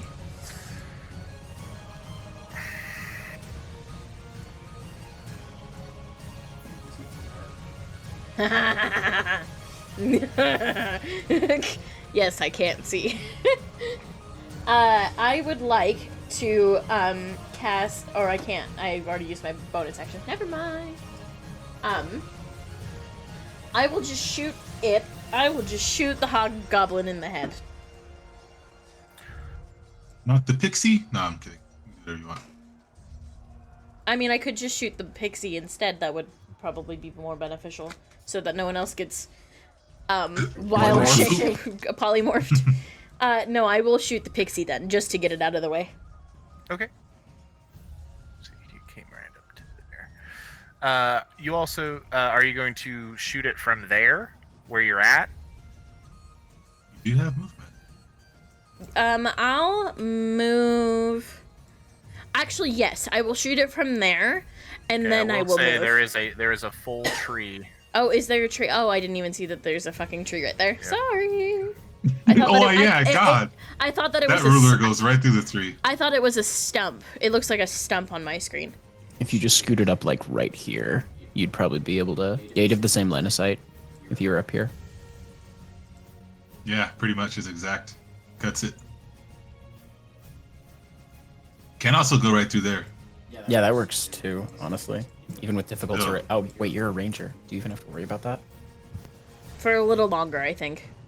That's Rough. 55 feet versus 62 feet. Then I will just Just us with our rulers on them. yeah. I'll just move over a little bit and shoot at the pixie. Okay. Go ahead and roll to hit. And the polymorph is not a concentration spell. Yeah.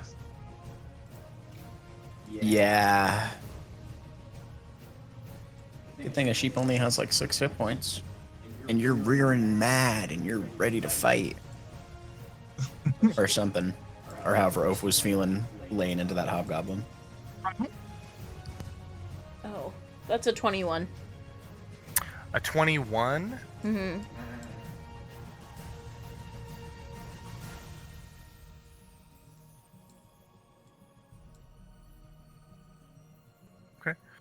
As you let the arrow fly, shoots through the darkness, you watch as this pixie like turns and sees the arrow coming towards it, and you see it hold out its hands, and a bubble-like shield comes up around it, and the arrow shatters the shield and destroys it in a puff of fairy dust. All right. Since I did that, I'm going to move again. The rest of my movement to go further into the woods. Okay. You feel, Ophalon, a few moments of being a sheep until you erupt back into your normal self, kind of shake your head off. Ugh. Maybe a little too primitive there for you. I guess how to speak for a couple minutes. He's just kind of looking at the hobgoblin like. At the end of Kyra's turn, Homenda, that's your go. Alrighty. For somebody to be mad at. I was looking at the components for the suggestion spell. It is just vocal or material. Would I still be able to stay hidden if I were to whisper the thing that I were to suggest?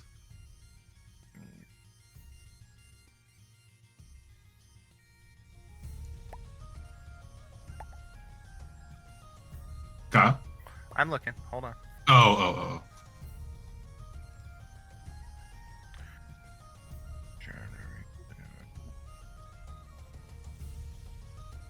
So the creature does have to be able to hear and understand you. Mhm. And then let's see. Yeah, so I mean, you can definitely whisper it if you want to try casting the spell with a whisper. That's fine. You do run the risk of it not hearing you. And currently, there is a rushing river and pandemonium happening at the moment. That is true. It is a very loud, like the day has broken. So I will actually just yell out to the large hound-like things, which I assume can understand language, maybe not speak it. And I will say to thrash those that are in the darkness. Okay. And so to kind of get them to go into the dark to fuck whatever is in there. Yeah. You sound out your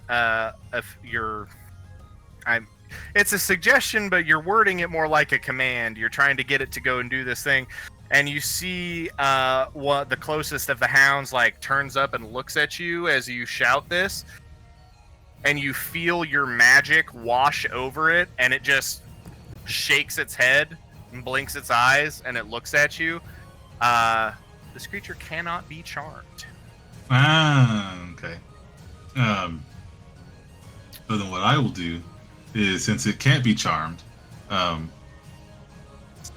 does darkness work? Is it when you're in the darkness, you still can't see the things that are in the darkness, right? Right. You can't see him, period. Kyra can see into it because she has special eyes. Yeah. Juniper 2. Juniper 2. Here, because that was my action.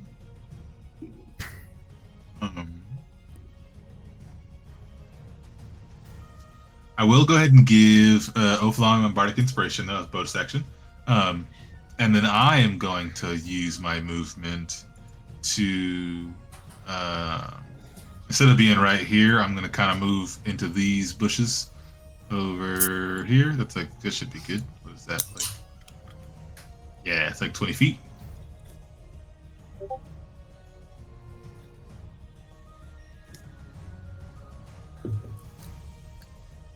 But yeah, so I gave Bardic to Ophalon, and that's it. You got it.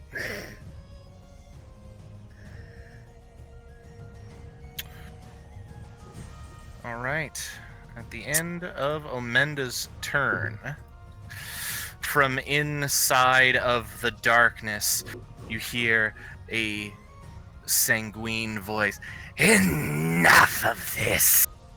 And scuttling out up into this space, as the Drider follows the sound of your voice, Omenda, she will come up and look down and see you and say, "Ah, a familiar face."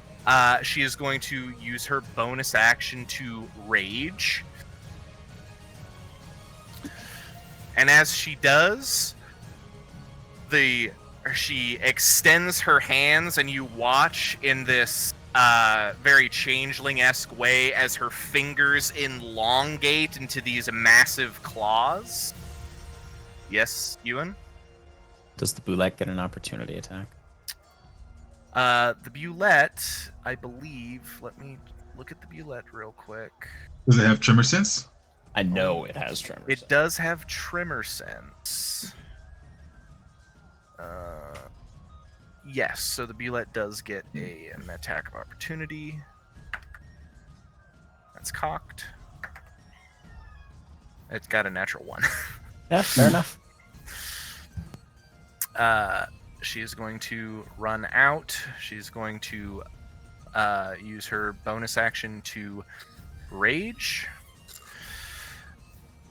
She takes her form of the beast, claws, and she is going to make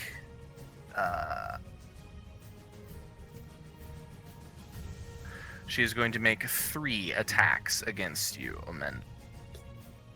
I want a silvery barbs one of those if I can. Okay, so we'll go in a row. The first one, rolling to hit, is a 23 to hit. That is? Do you want a silvery barbs that one? Yes. Okay. That one was high. That becomes an 18 to hit. Still hits. Okay. That's rough, buddy. You're going to take 10 points of slashing damage. And then you are going... It's second attack. That's going to be very high to hit. That is a 27. Yeah. And I silvery barbs that one. Yes, you can. That's a natural boy. 1. Oh, yeah. I got you, fam. And then her Dread Ambusher extra attack. That's going to be a... That's it for spell slots. That's a Hold on. dirty 20 to hit. Oh, that does hit. But I will take the advantage for my silvery barbs though for later. Just that way Yes, yes, absolutely. And Ophalon, you get to give advantage to somebody on their next D20 roll as well. Who of my allies is next in the initiative? Next to you in initiative is Kyra and Omenda. Kyra it is. Kyra, your next D20 roll, you have advantage on. The third attack hits you. It is a Dread Ambusher attack. It gets an extra D8. That is going to be...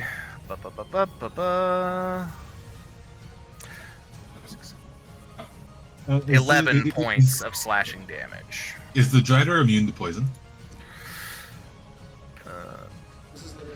She's not immune to poison. But she will have to save against that. Okay. What is For the attacking save? me? It's a natural Double check 20. real It quick. doesn't matter. Yeah. That's the first high roll that dice has had all night. As she takes 3 slashes at you, Amanda, you feel as one of these long claws like rakes against the back of your knee, and you hold on to your leg. Your speed is reduced by 10 until the start of her next turn. Okay. Would she only roll on 1 for the ground poison since she attacked me 3 times? What does it say about Grung poison? Hold. Let me look at my actual features versus my fucking. I think this is when a creature like touches you, right? Yes. That's unhelpful. I'm looking. Poison. Poison skin. Any creature that grapples you or otherwise comes into direct contact with your skin must succeed on a DC 12 con save or become poisoned for 1 minute. And it doesn't say if they save, they're immune to any further effects of it. No. Okay, It is not. then she does have to make one more. That's another natural 20. God damn it! God damn. She's shrimply built different. This is the boss. Not okay with that. That's funny. This is a boss monster. That is her turn as she comes down on you with a flurry of clawed attacks, this kind of manic look in her eye, and you watch Ophalon as she is attacking you and she recognizes you. Half of her face becomes like juniper and red hair begins to cascade down the side of her head as she just is slashing into your body. That is the end of her turn, which is Kyle? going to... Yes. Do any of these creatures have the surprised condition at all? From Bulette jumping out of the ground at them? Like, maybe she's shrimply built different, but How much damage did I take? a lot. Oh, you're not... It was it was Omenda getting attacked. Oh, not you said Ophalon. Oh yeah, I took like 20 points. Most of the creatures that are in the darkness that are not the primary members of the Court of Whispers are under the effect of the surprise condition right now. They're shrimply built different. Fair enough. Correct. Shrimply have the alert feet. Okay. And now they'll have the alert feet. On the next round, or the next turn, we have... Dude, a frog should have poison spit.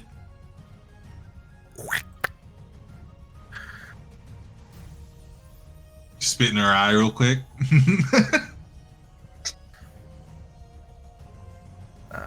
Okay.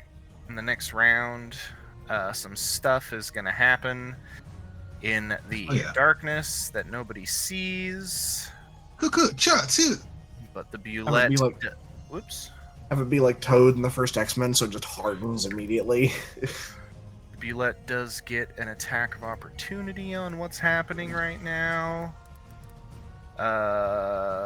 And I still don't think is gonna hit, but we'll find out. That's a 12 to hit, which is going to not quite hit. That's all fine.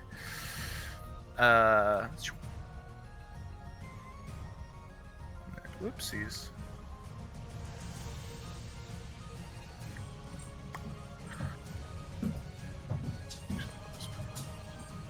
Perfect. That is the end of their turn. Juniper, that's your go. I love how I rolled a 19 and everybody else still went before me. Oh, there's a lot of people after you. Yeah, most of them still. Okay. Oh. We just did a lot on each of our turns. So I'm there getting roasted. What do I want to do? I'll be not roasted. know what to do right now.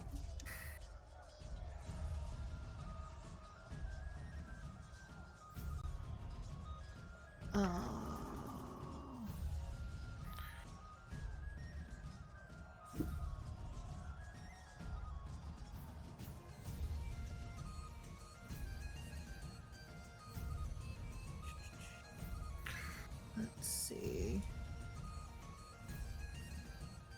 If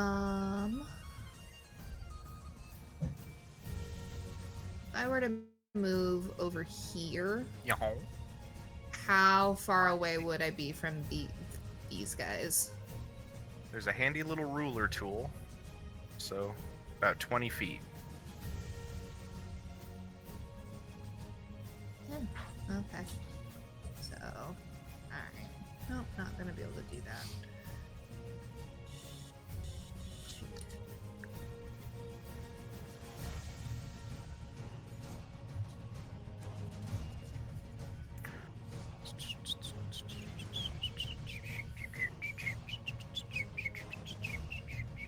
I feel like us just sneakily stealing their stuff isn't really going to work now. Probably not. Best time to do it when they're heavily distracted. Facts. If you're good at it. Otherwise, just keep up distracting. Yeah. So.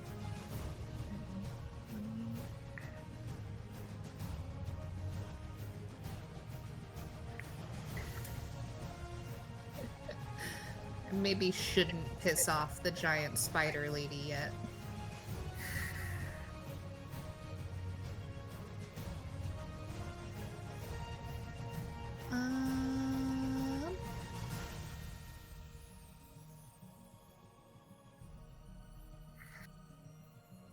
Juniper's gonna cast Eldritch Blast at the hobgoblin in front of Ophalon. Okay. Absolutely. You Yo. have 2 beams of Eldritch Blast, so go ahead and roll both of those for me. I have to roll for both to hit, correct? Yes, and you don't have to send them both at the same creature. If you want to, that's totally fine. But yeah, you do have to roll the hit for each separately. That is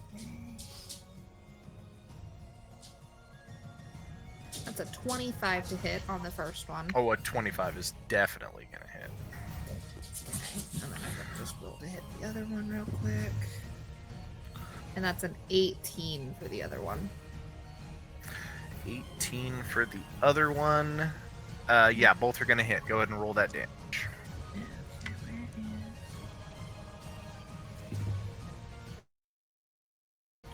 Wow, that's okay.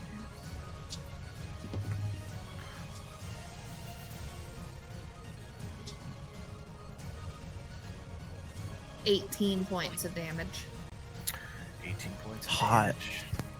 You have Agonizing Blast? Caitlin? Nice. So? I think that's how I have the extra. If it says 1d10 Get it for each plus beam. something. By Yeah. the way. Because it's hot like that. That hobgoblin, not doing great.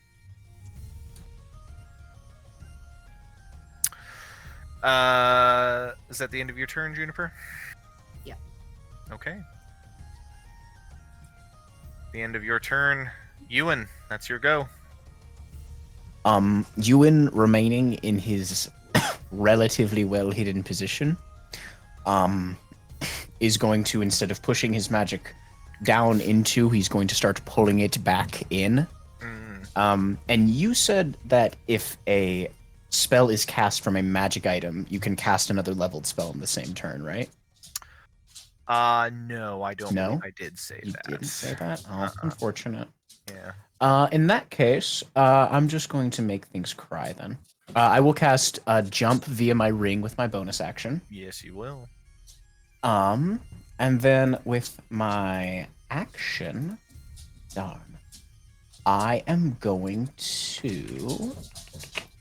You have to think a little bit now. Sorry.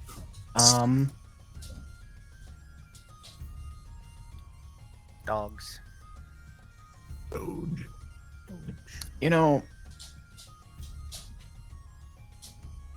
Yeah, I am gonna cast Storm Knife. Ooh. With my action.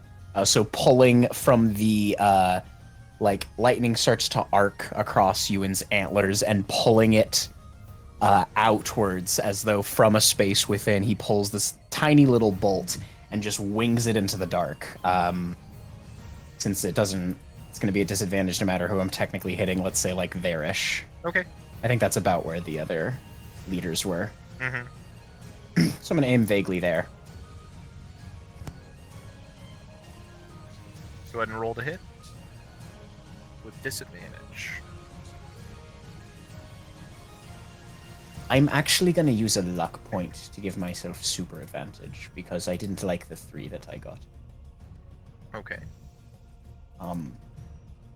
So I will use the 15 Okay. for a total of 23. Okay. Go ahead and roll damage. Yes, sir. It's 1d10 for the piercing, which is 2, and then 2d6. 5. So 7 lightning damage for anything within 5 feet that fails a dexterity saving throw DC 16.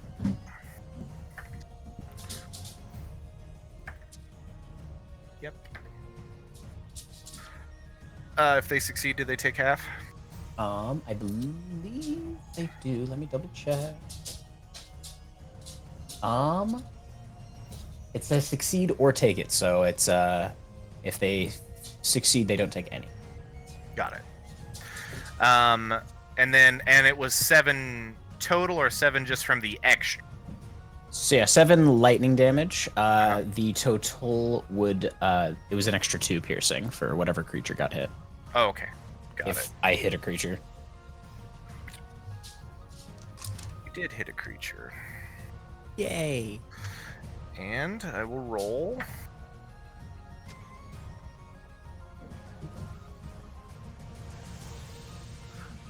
Stepped up there to do that, probably.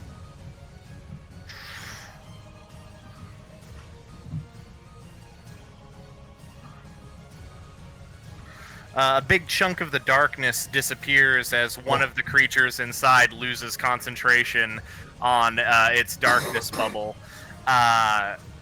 And you also hear from inside the bubble, after a brief little zap, you hear a fucking Christ! What's going on? She doesn't say Christ, but you know what I mean. By the Fucking hell. gods! By the gods! What the fuck? Is that the end of your turn, Ewan? Not quite. I will mentally command Iris over here to help Omenda steal the implement. Okay. So you she's should. gonna Yeah, do you her have thing to control. do that. over Yeah, yourself. she has so much movement. I didn't measure, but I'm pretty sure that's well within her range. Yeah. Neum. So she'll just be kind of by you, Omenda. You feel her presence. She like brushes against your legs, so you know she's there. She's got your back. And I have tripled jump distance. I don't know what I want to do with that yet. So I think I'm just going to stay up there. Okay. At the end of Ewan's turn, next in the initiative order. All right.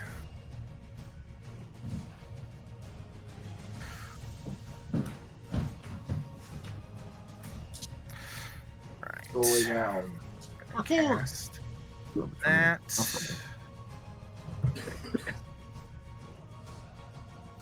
As an action. And then as a bonus action.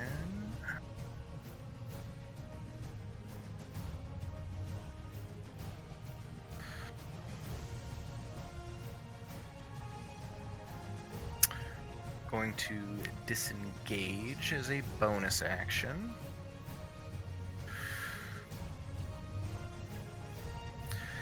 And sprinting up and jumping, Nil appears next to you, Ewan.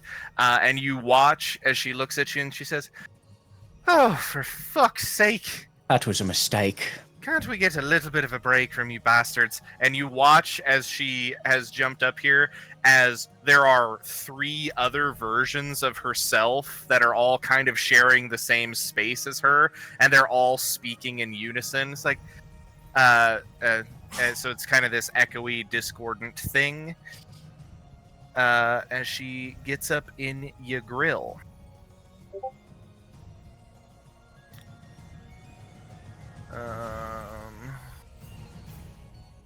Lol. All right. That is the end of her turn. All of the Darklings are under the surprise condition. So that's going to bring us to the Hobgoblins. One of the Hobgoblins has sprinted into the darkness. The frightened effect of Dissonant Whispers only lasts for that round, correct, Travis? I'm double checking.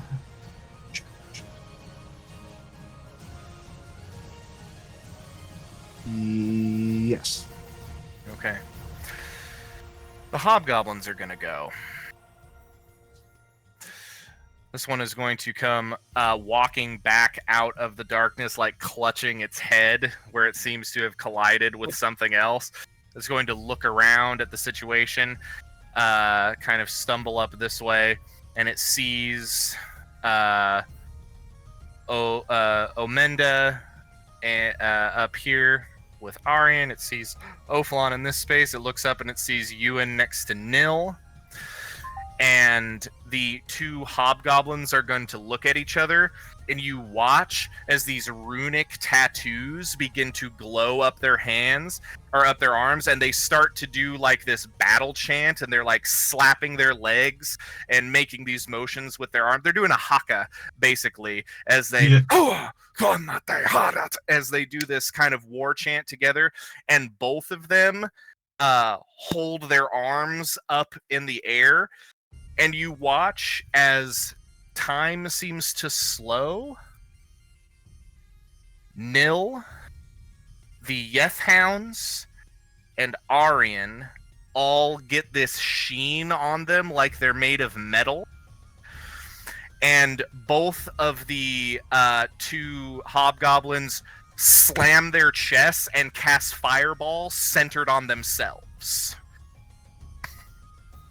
I need Ewan, Ophalon, Omenda, and Iris to all make for me dexterity saving throws. Amazing. I got a +5 to that. Iris And has you get a evasion bardic. and as rolled so well. grotesquely high. And I have advantage. Yeah, Iris rolled a tarnished 20. You count it? 18. 18, okay. It's a 14. A 14. With the bardic? Oh, what's the bardic? A D8? Let me double check. D6. I will be right back. I will have my 15. headphones on though. I rolled a 19. Hold on 2 seconds while I... Yeah, What do you feed the kitties, pardon? yeah, it is just those guys. Anybody who got above a 13 is going to succeed on that. So you are only going to take half of this. However, Ophalon and Ophalon, Omenda, and Iris are all 3 in the radius of both of these fireballs. She rolled higher the second time, and also has evasion. Can I? Is like evasion a special rogue feature? You get it It's at a level... 6th level rogue feature, Okay, that's right. or 6th or 7th, and it allows you to, and it's just Take a no native damage, feature of yeah. quicklings. I'm, however, casting absorb elements because I don't have that feature, and I don't want to take very much fire damage at all. Okay, so from the first one, Did you say I'm within range of both? You are within range of both, yes. Rough. Uh, Ophalon sees it coming and just kind of grabs his holy symbol of Nuada Yeah. and just 9, 15. 15. No, I went more. Oh boy. Those guys are dead, right? Like, they also got hit by their own fireball, right? It's centered on themselves, Is right? it a new round? So from No. the first one, it's going to be 37 points of fire damage halved because I believe all of you succeeded. So that's going to be 18. 18, yeah. divided by 2. Yep, that'll be 18. Have to get into 9 for me. And that's the one that's going to affect you, Ewan. So that one you can go ahead and do. And then 8, 16, 22, 27, 32, and then 32 halved to 16 for the other for the second one, and that one's going to hit Ophalon, Omenda, and Iris. So did I get hit by both or just one? You got hit by both. Did you make 2 deck saves? I only made one. Oh, I also only made one deck save. Okay, so both of you make another set of dexterity saving throws. Actually, these both went off at the same time. You're good. Don't worry about it. Okay. You succeeded, so you still take only the halves, but it's 16 more damage to each of you, and to Iris as well. She made both her saves. She's shrimply chilling. Taking that much damage, she's still chilling. She has evasion. Oh, She succeeded on her does, save, so she takes 0 'cause damage. she's a little fucking She rabbit. just jumps into your guys' shadows. The explosions go off, and she peeks back out. God damn. All right. I'm down, by the way. Yeah. Omenda goes unconscious as the 2 hobgoblins set off this explosion, and you see the 2 of them standing there. The tattoos stop glowing, and all of their allies, their members of the Court of Whispers, that metallic sheen comes off of them, and they look none the worse for wear. Are both That of is you the- guys down? Huh? Are both you guys down, or just Omenda? Just Omenda is, I believe. That's going to bring us to the Bulette. The Bulette is going to cause some chaos. Yeah. Do what we need you to do.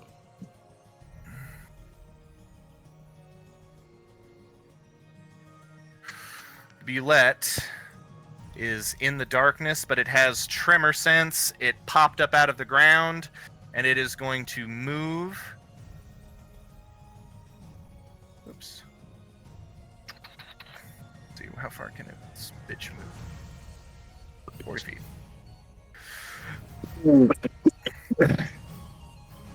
And it is going to leap out of the darkness and land here in the center of these Yeth Hounds. For that is what these are. I need... Let's see. Oh. I don't think this is actually going to affect Ophalon. He's just going to land right in the middle of these 3 hounds. And they need to make some saving throws. Their strength is higher, so it will be a strength save. That is that's a failure. That's a super failure. That's also a failure. All 3 of the Yeth Hounds are knocked prone.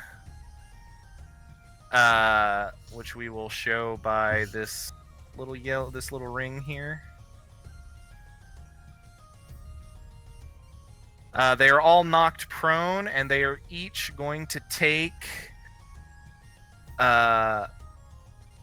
14 points of bludgeoning and 14 points of slashing damage as this thing lands in the center of all of them. So that's going to be 28 points of damage total, which is going to immediately bloody all 3 of these hounds. Sweet. That is the Bulette's action.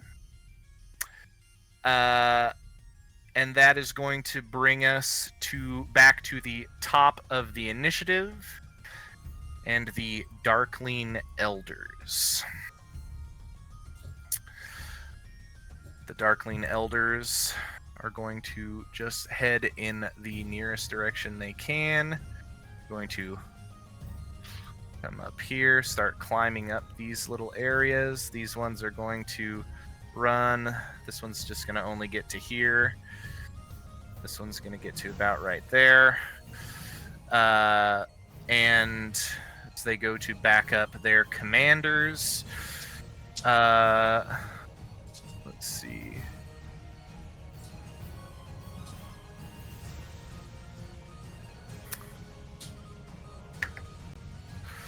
Ewan, does a 15 hit? No. Does a 19 hit? No. Does a 22 hit? Yes. On that one, you are going to take 6 points of slashing and 7 points of necrotic. All right. And then a 17 does not hit. No. There are 4 attacks come at you, only 1 hits. As they draw their wicked, shadowy scimitars and start to slash out towards you. The Yeth Hounds are going to stagger to their feet using half of their movement, and they are going to probably just attack the thing that jumped on them. So that's going to be, let's see, what's the Bulette's AC 17 for the Bulette. So the Yeth Hounds are going to make some bite attacks. Dirty 20 hits. Alright, that misses. And that just hits. Oh yeah, and that's going to be more damage against the Bulette.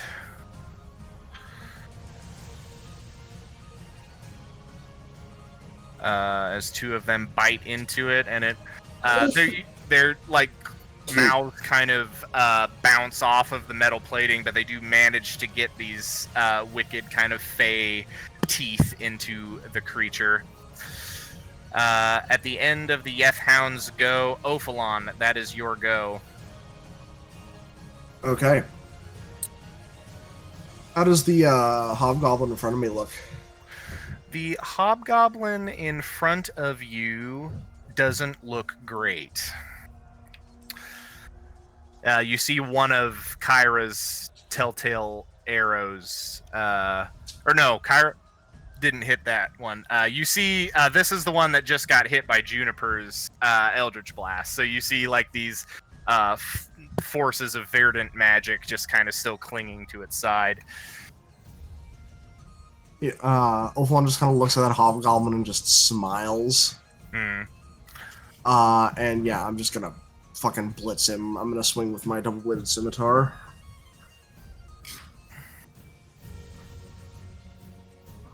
You go and do that. That's a 21 to hit. That definitely hits.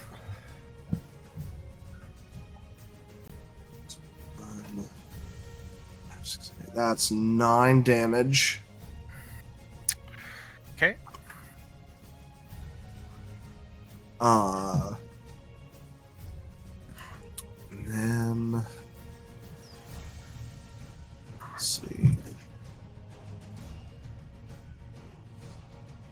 I don't have bonus attack, but I do have 2 weapon fighting. Mm-hmm. Does that mean I can swing with a haymaker with my gauntlet? Hold Does that on. count? I don't think so, but what you can do is you can, It would because be you an, have it would be an offhand unarmed strike. sure, but as a generally as your because you are using a let's see. No, so it is still just a gauntlet, but you do have a double-bladed scimitar, which does have a bonus action attack that you can do as part of that weapon's ability. Oh, so it does. I completely forgot about that. It just does a little bit less damage. It wasn't relevant on my last turn anyway. Instead of doing that, I'm gonna I'm basically gonna do a Goku. Oh. I'm just gonna like look at this hobgoblin and just I'm gonna do second wind. Yeah. And he's just gonna watch the wounds on my body just heal as I stand in front of him and scream at him. Yeah, go ahead and roll that D10 plus 4. That seems like fun. Oh, that's good. I'm just trying to off-put this guy as hard as I can. That's 10 HP back. Mm-hmm. And that'll be my turn. Okay. The end of Ophalon's turn. The pixies are dead. Kyra, Yay. that's your goal. That's my goal. Alright, they still haven't seen me. Right. You have backed off into the woods. Any of them that are looking for you in this general region, wherever you shot your arrow from. Okay. I am going to go around to... Oh, stop it. This side. And not quite fully come out from behind. I think I can get that far with the difficult terrain, right? So each square costs 10 with difficult terrain. 5. So from here, so 10, 20. So I can get here. Yeah. And then if you wanted to dash or something, you could get a little further. I can dash. With, You have 2 levels of rogue. yeah, with my bonus Yeah, action. so you can cunning action dash, yeah. Mhm. So 10, 20, 30. That Yep. keeps me out of the sight line of everyone over there. Mm-hmm.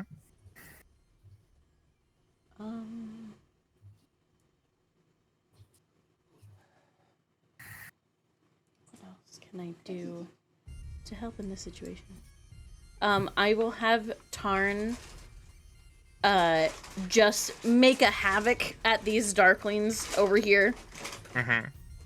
Just start making as much noise as possible. You got it. Actually, he's a sighthound. Yeah. Ooh. No, sweet baby boy. I have a question for you, oh great and powerful Scald. So our intention was for Rhiannon to come up from behind them, right? They are ahead of time, right? Yeah, by maybe about an hour or so. Okay. Do I know how that is going to equate? There is no chance of So, Rhiannon being involved in this, unless she is booking it. Right. So she was booking it. So you guys got a half a day ahead of of them, Mhm. and she said that she could probably catch up to you guys in about a day, in half the time it would take. So she is maybe right behind, maybe not. I mean, it just depends on how quickly she was able to get on her way. Right. Okay. All right. I mean, it's been literally 6 seconds. Maybe she's just now catching up because she was hiding behind them. Yeah, who knows? Maybe, hopefully, fingers crossed. Copium. Can I, since the rest of this area over here is no longer, over here, is no longer, difficult terrain, can I make it across and into the bushes before anyone sees me? If you would like to use your My action to action, dash as well, let me see. Hold on. Shoot, shoot, shoot, shoot.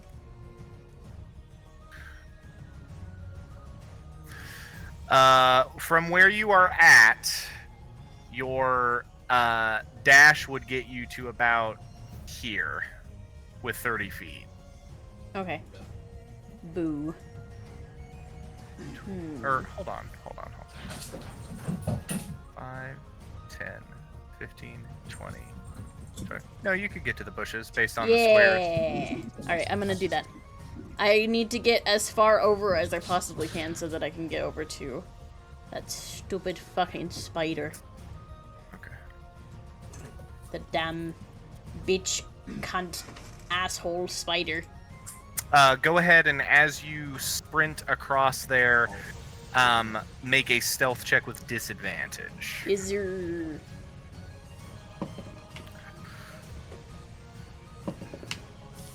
Okay. That's a 16. Okay. Noted. Is that the end of that should be the end of your turn, yeah? That's the end of it, yep. Perfect. Omenda, my dear little frog boy, I need you to go ahead and make for me a death saving throw.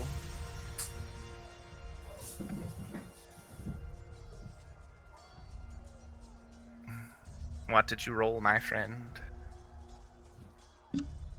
9. That is a failure. Rough.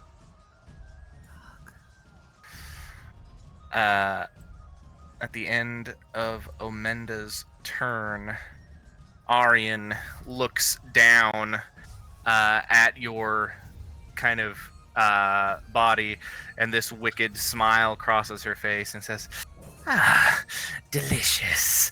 And she is going to take these long extended fingers and reach up into her hair, and she pulls out a pair of scissors made of shadow, and she is going to attempt a little bit of a snip. Kyle, Yes.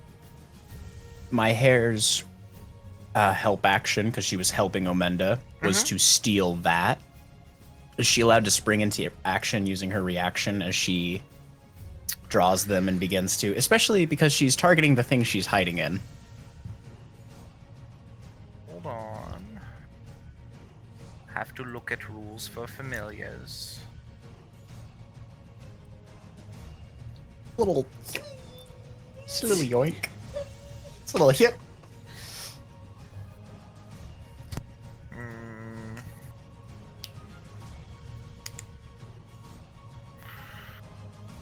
Oh.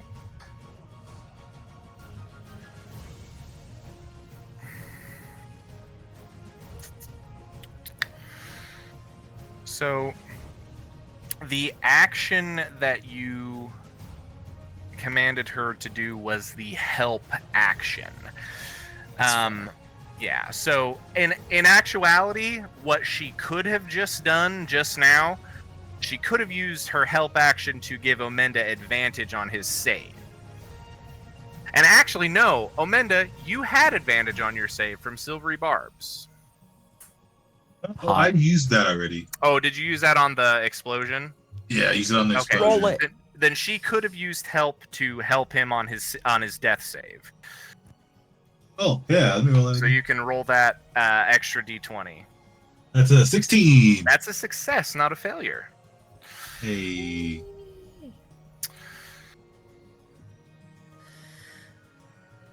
going to roll a d20. Uh-oh. Let's see. Ophalon, from where you are at, having just attacked this hobgoblin, you see the tall form of this Drider whip out this set of scissors and lunge downwards towards Omenda, and you hear the sound of snipping begin. She does not succeed this turn, however. They cut she my begins- my thing. To take another shadow from your group. So is this a thing that requires like time investment on her part, or did she simply just not succeed on the attack or whatever? She did not succeed on her attempt this round. So- she is still trying. Was but it took her that action. was that an attack? Technically no, it was an object action. She escapes my petty vision today. That's going to bring us to the next person in initiative. Where is... Good. Although I think I should get to mock her anyway. Okay. 5, 10, 15, 30. 60.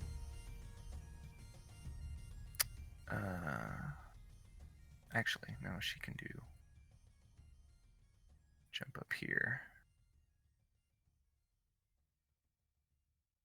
How many more rounds until the other two seeds sprout? We're on round 2. It would be 6 rounds. Jesus. Because it's 10 total. So 4 went by. Oh, no, you're right. So after this round, it'll be 4 more. I think. It was 4 after the first round. Yeah. Because 4 rounds passed, the thing jumped, round 5 occurred, so there would be 5 rounds left. Yeah. Because it jumped out on after 4 rounds, so it jumped out on the 5th round. Right? That's how time passage works. Because they all got activated at the same time. Well, all the got watered. last 2 don't. Yeah, they all got watered. at the same Right, they time. all got watered at the same time. No, I just got to read the bag of beans. Hold on. They take place 1 minute. So we took 6 minutes or 6 rounds 6 rounds off. down to 24 seconds. Right. So So after those at elapsed, the 24th second, that first one sprouted. yeah, So there's still 36 Yeah. left, which is 6. which is Right. passed already, and we're So beginning 2 on the yeah. 30. So 5 rounds. 5 rounds. Yep. Okay. Math. Math. It's a game about math, guys. They tricked the gays into doing math. Let's see. That's all of that. She's going to jump up here. And Ophalon, you watch as you jumps up onto the rock where Omenda was and looks down at you, and in your voice says, I'm gonna get rid of you for good this time, and reaches into the waist of his belt and pulls out a wicked looking curved dagger and is gonna whip it at your head.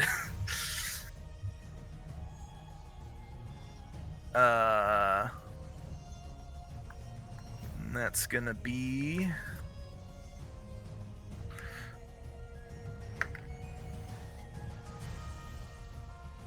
That is going to be an 18 to hit. That hits. You are going to take...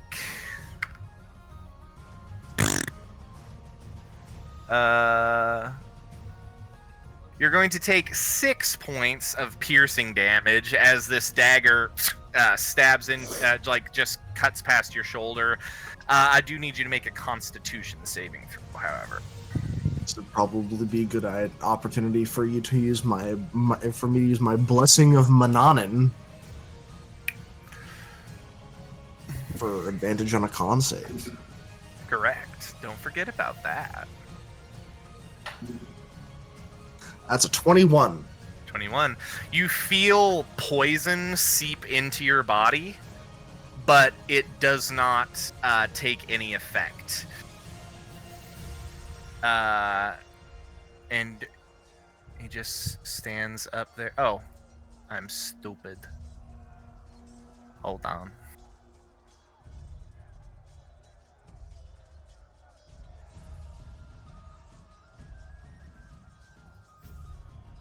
There he is. Whoop. Hey, Ophalon 2. And then from Is that there... the best you've got? No, I think that's the best you've got, bro. If it was, I'd be dead. End of their turn. Juniper, that's your go. Oh, okay.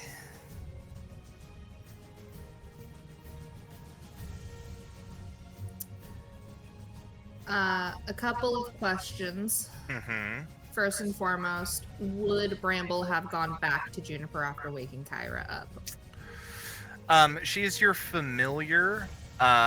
You could have called her back to yourself fairly easily. Okay, so she is.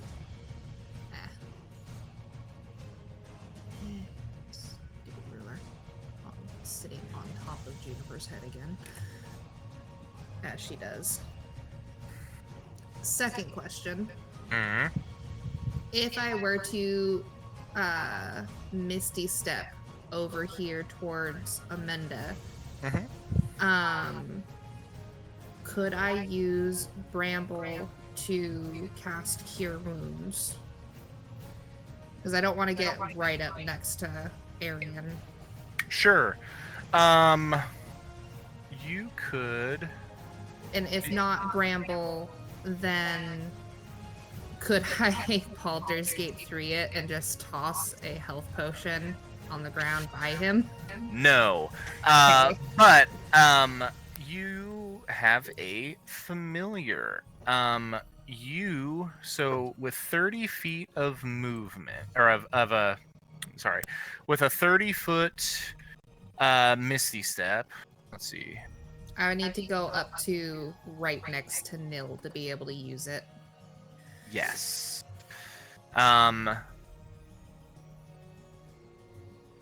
So you want to Misty Step yourself or Misty Step Bramble?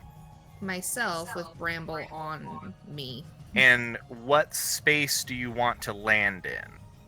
I would probably have to be between the Darkling Elder and Ophalon too. Okay. If you Misty Step over there, actually, unfortunately, because Misty Step and Cure Wounds would both be leveled spells, unfortunately, no. Actually, hold on. Let me read a thing. There's a game about rules, guys. I have Mending, but I don't think that would work. Mending's not gonna work. Do you have Healing Word? Is it a cantrip? No, it's a first It's level a first spell. level spell. Bonus action. 1d4 plus cast mod. No, Range of 30 feet. I do not. I have Lesser Restoration with my crown. No, that's not gonna do it either. Mm-mm.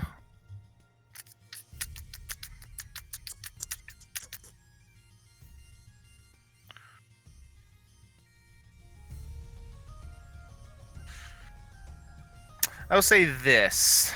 So, per the wording of the Find Familiar spell,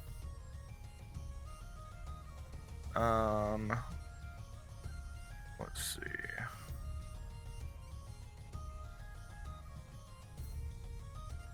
Let's see. Because if I can't figure out a way to use Bramble to heal Omenda, I do have something else that he can do.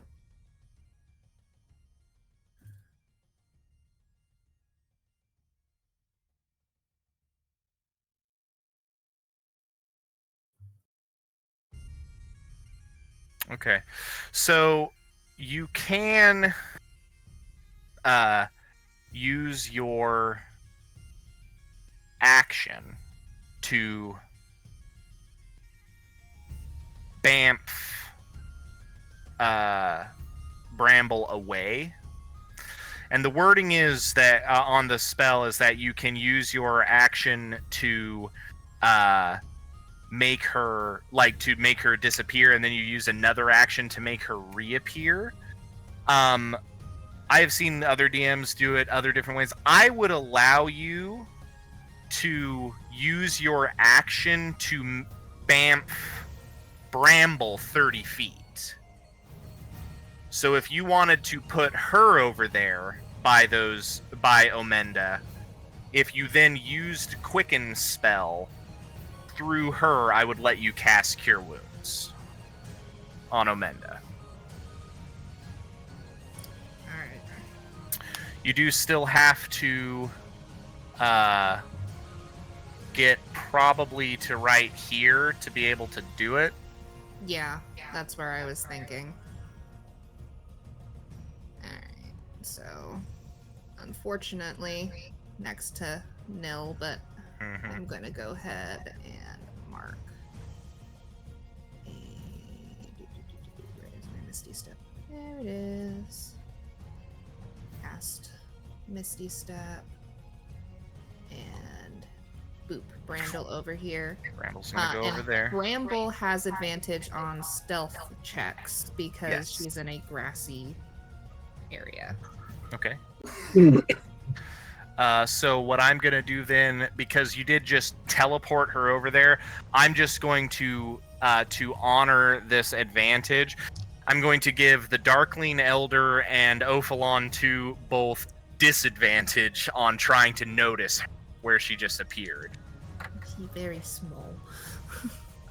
Neither of them are going to notice her. So Okay. Bramble's gonna make it on over here. Near. And at the low cost of 2 sorcery points, you may cast Cure Wounds through your familiar. Low cost of 2 sorcery points. Gotta love it. Quickened spell. And Everybody loves it. cast Cures. Spell slot. First level. That is going to be 1d8 plus my spellcasting modifier. Literally right in front of me, so 1d8 plus 5. That is only going to be 9 points, Amanda, but That's I 9 will more take than he it. had. I will take it.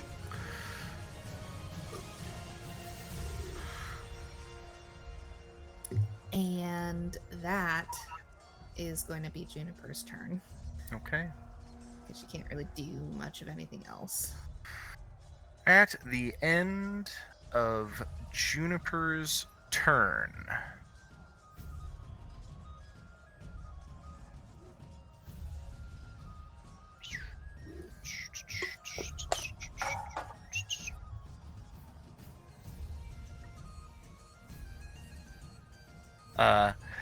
at the end of Juniper's turn, Nil, and right before Ewan begins to go, Nil is going to look at you, Ewan, and just give a little smile and just say, "What was that you were saying about mistakes?" And she is going to use a legendary action to make an attack at you.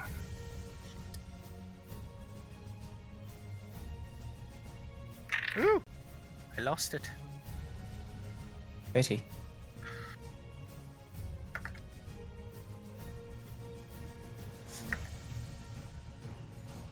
Ooh, boy. Does a 26 hit?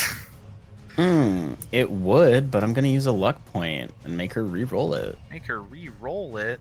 I don't want you to. No, stop that. Bad. Does a dirt 20 hit? No, it does not. Ooh.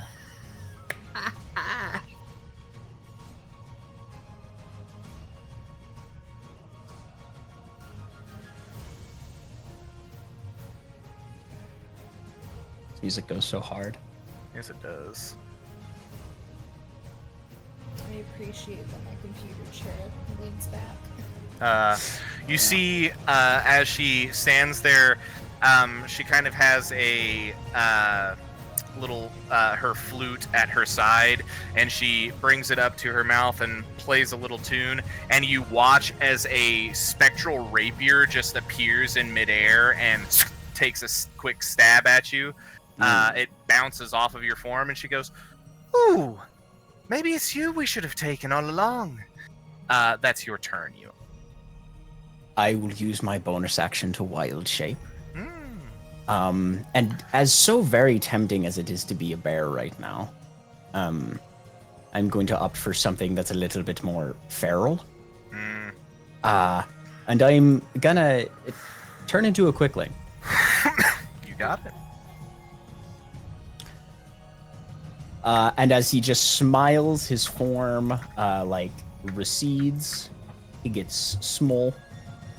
But I do gain a grotesque movement speed, and she, as long as I am not incapacitated or my speed is not 0, everyone has disadvantage on attacks against me. Oh yeah. And I'm just gonna blur my way right up here to the creature trying to cut my friend's shadow. They're welcome to make attacks of opportunity if they want to. Sure. My AC has gone Darklings up first. to 23.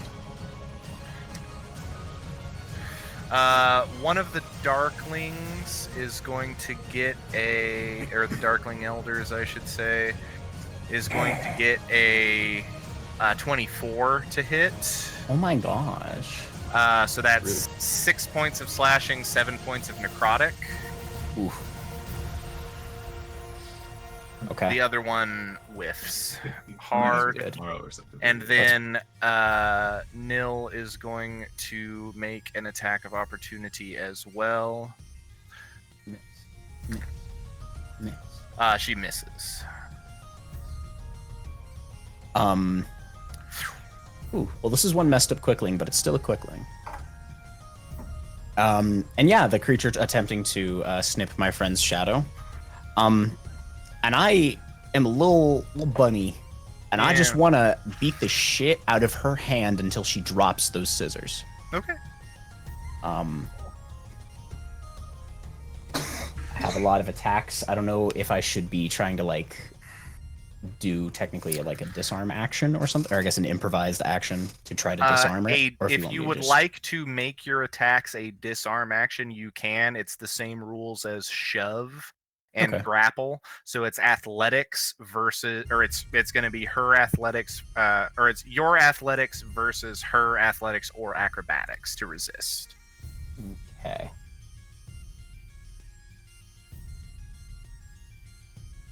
Is the nature of my attacks being dexterity based any effect there? Unfortunately, no. It is still No. it is an athletics on your end if you're trying to disarm. Okay. Hold on.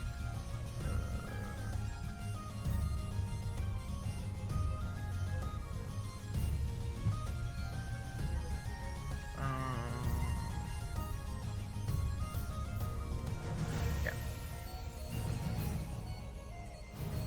Okay.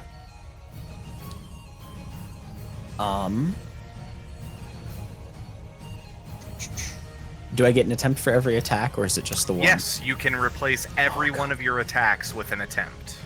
I'll do it, then that's worth it. That's Okay. worth it. Go ahead and roll athletics for the first one. Or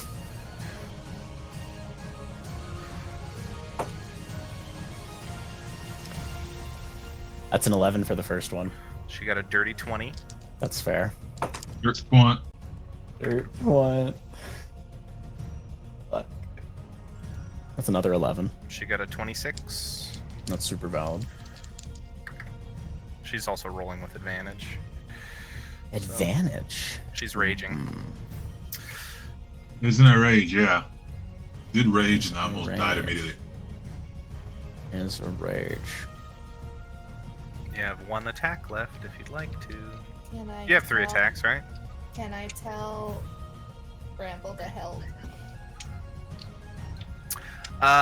Unfortunately, not at this point. No. I can tell since my I'm- familiar to help. Since I'm conscious, can I use a reaction to Silvery Barbs? One of those. You can use your reaction to Silvery Barbs because you are conscious. Hot. I'm gonna do that. Love a conscious Raj. That is still Bitch. going to be higher than an 11, however. Yeah, that's fair. Roll better. Like- No, that's Do I get the advantage? I have 2 more. Oh yeah. Actually, take that.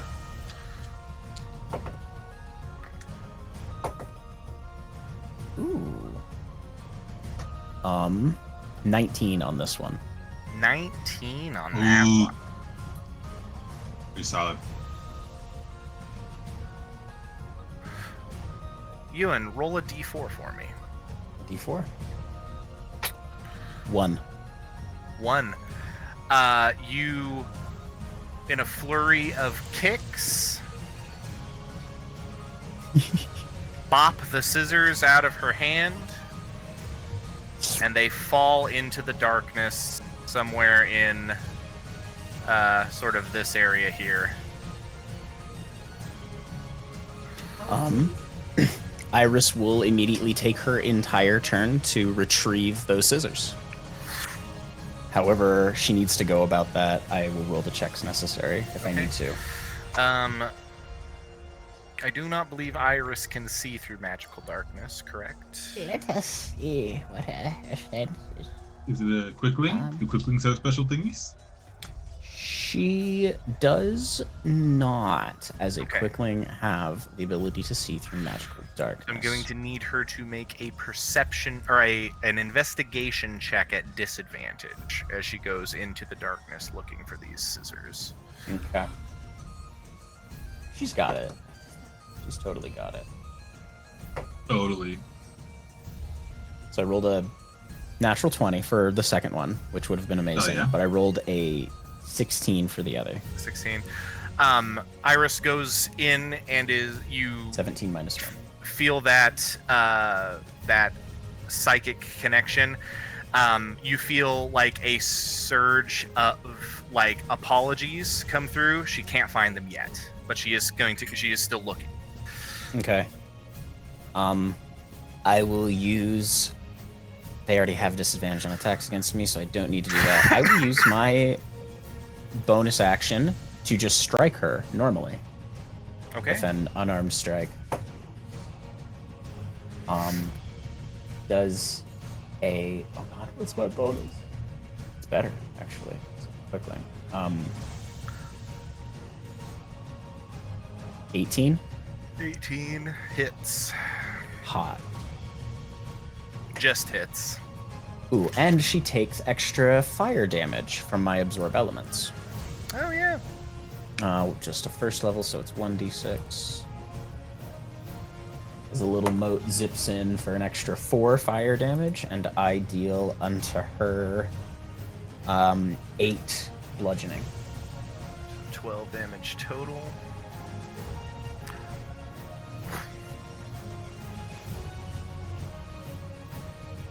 All right. And I'll just keep there. This is where this fight currently is. All right. That is going to be the end of Ewan's turn, which is going to bring us to Nil, who just kind of watches Ewan take off across the battlefield, kind of lazily flicks out her dagger or her spectral rapier, and this is like, oh, for goodness sake! And she turns and looks at you, Juniper, and she says, "Right, well, guess that's you and me, sweet cheeks." And she is going to make some attacks against you, Juniper. No. Saw that coming. My armor class is 16. You got it. Nil is going to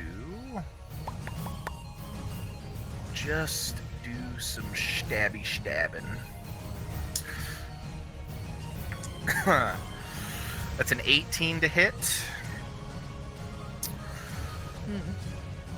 How many is she going to attack me for? She has one attack on her action, so she's going to do 8 points of psychic damage as the spectral rapier stabs into you, and then she just kind of blows a sharp note on the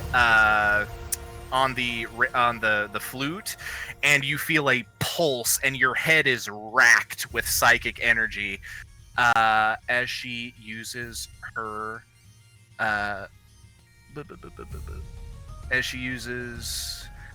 bardic inspiration to deal extra psychic damage with psychic blades, which is going to deal an extra 12 points of psychic damage to you. Okay. On one of those attacks, Juniper's going to react and cast Hellish Rebuke. Okay, you can absolutely do that. She is going to use her bonus action to attack you again. What does she have to do? A dex save for Hellish Rebuke? 16. 19. So she takes half, I think. Yeah. So. Go ahead and roll that damage. And then.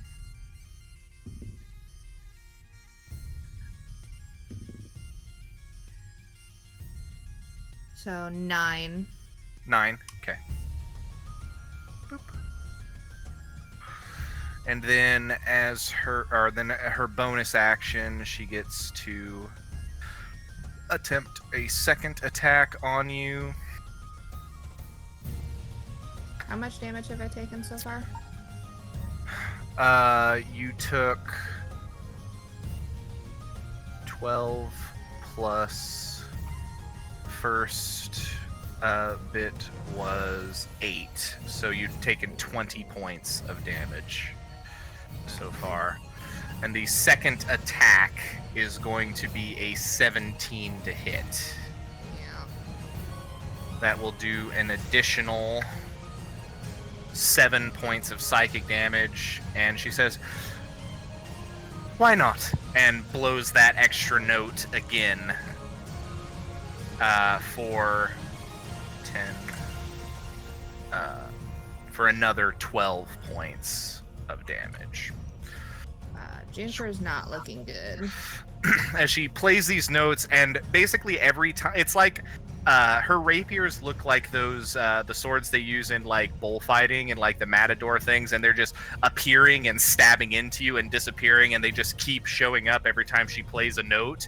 And then as she finishes, and as you are just racked with this psychic pain, she just looks at you and she says, "You know, originally we were just going to give you back your stuff, but then you had to go poking your noses about where it didn't belong. Did you ever stop and think," and she just reaches out and pats you on the side of the face, "did you ever stop and think that maybe, just maybe, you're on the wrong side of this?" And that's going to be the end of her turn. That's going to bring us to the Darklings. The Darklings are kind of stupid.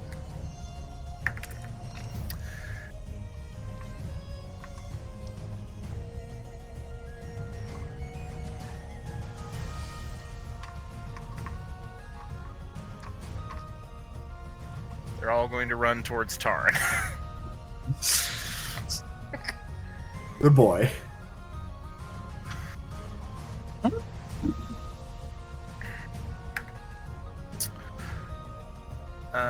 Does a 20 hit Tarn? Let me double check. Yes, a 20 does hit hard. Okay. Does a Oops, my shit. It done did vanished. Does a... That's cocked. An 8 does not hit Taran. And what about an 18? 18 does hit. 18 hits. Taran is going to take 10 points of piercing damage and 14 points of necrotic damage from 2 of these daggers stabbing into him. You hear your hound in the distance. Okay. That's the Darklings go. That's the Hobgoblins go. The Hobgoblin Devastators, I should specify. Please don't do it again.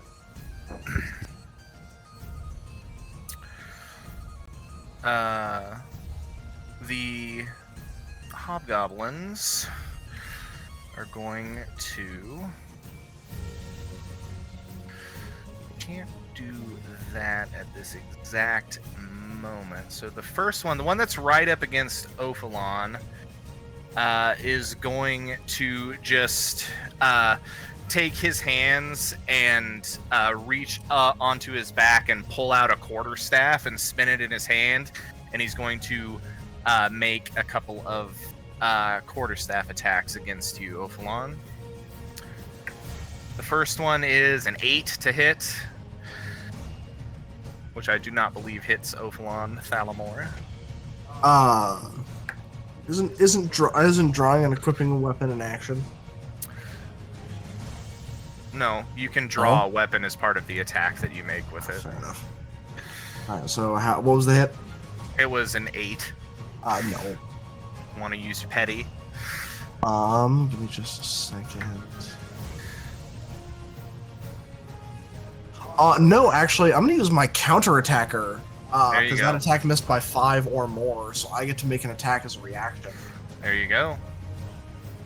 Because that attack was so paltry, it's not even worth saying anything. So that's a 24 to hit. Definitely hits. Roll damage. If you do enough damage on this attack, Ophalon, his second attack, which will hit you, won't, because he will die. That's 10 flat. Yeah, how do you take this hobgoblin out? With a quick spin, I just bap the staff across and just right into his chest. Yeah. You're all gonna have to try a little harder. This guy is toast. The other one, Like you fucking hear- Darth Maul, just whop. Yeah. The other one you hear calls out in a kind of a guttural language, and he is going to step here, and you watch him. He does not draw his quarterstaff. He begins to do that haka one more time, and you watch as the runes go up his arm, but this time he just points in your direction, and this kind of charge begins to go up his arm.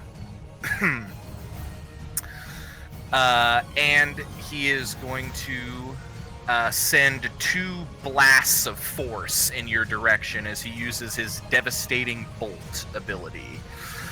The first one is a 23 to hit.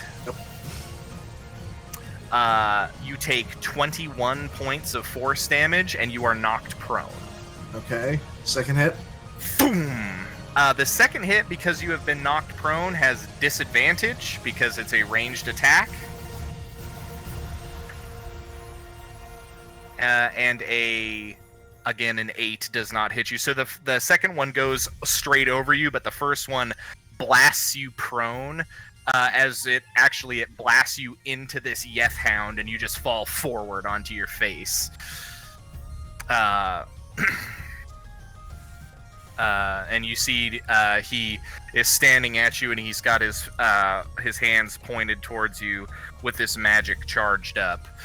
That is the end of his turn, and that's going to bring us to the Bulette. The Bulette is going to be a cheeky little dude because he can do that.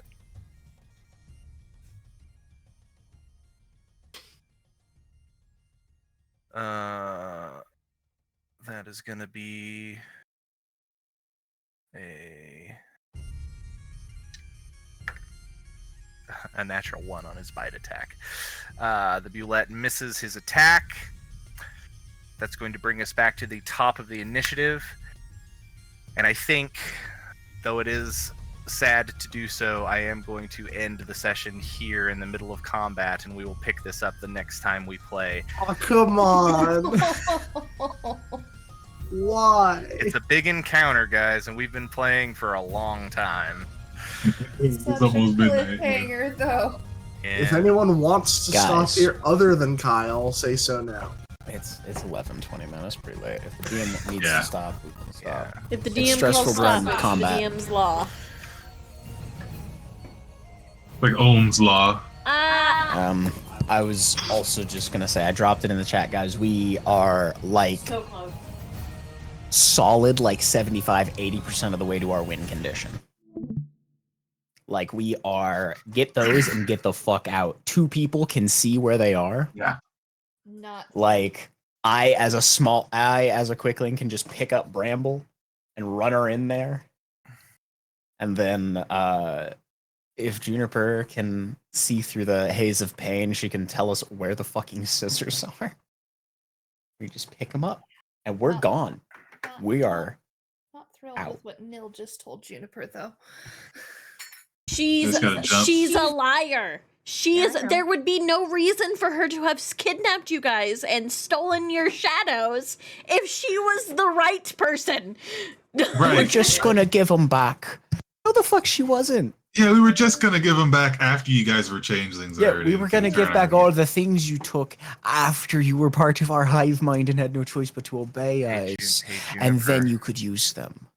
Hey, Juniper. Hey, what? Do you want to make a middle of combat insight check? Sure. Oh no. Guys, I have so many broken ribs. True. I went Guys, from we're Oh, so I went What close. I how went much from- HP does So Zophalon have right now? I went from 25 to 4. Yeah, he did. Yeah, Juniper has 5 out of 44 hit points right now. Both It's Lauren's hard. coughing up Got blood, nine. you guys. We're so close. Quickling's rocking too.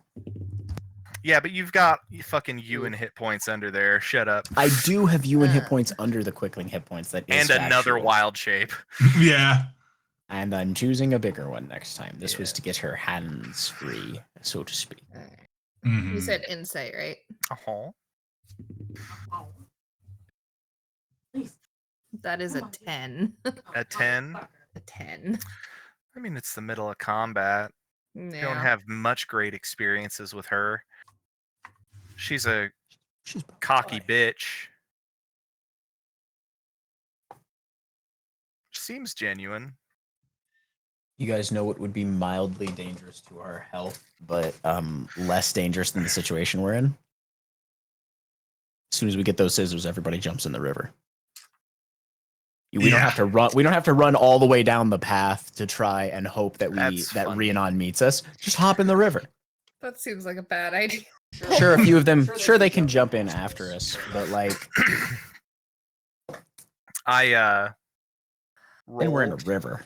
I had some rolls behind the scenes as we were getting prepped for things, and I rolled for the for Mordred's attempt at waylaying them, and I rolled a natural 1.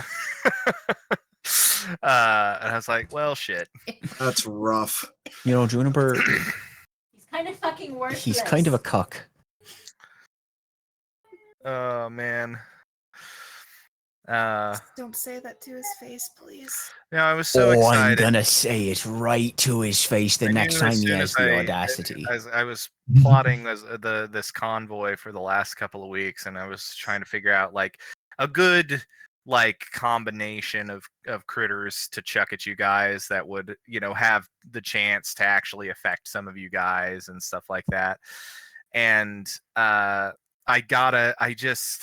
still haven't figured out Ewan's kryptonite, and I'm gonna figure it out. It's gonna come at some point. It's so frustrating to not be able to do anything to Ewan ever. I mean, you did. Those guys hurt when they hit those elders. That was like a quarter of my hit points, Yeah. Mhm. Also, the or like a third, somewhere between the two. It was a lot. so He hurt. the Hobgoblin Devastators It's my 11 are Constitution. are Hobgoblin spellcasters, and their AC is not super high. They have like a 13 AC. They have a quarterstaff that they can do some extra force damage with if they hit you with it.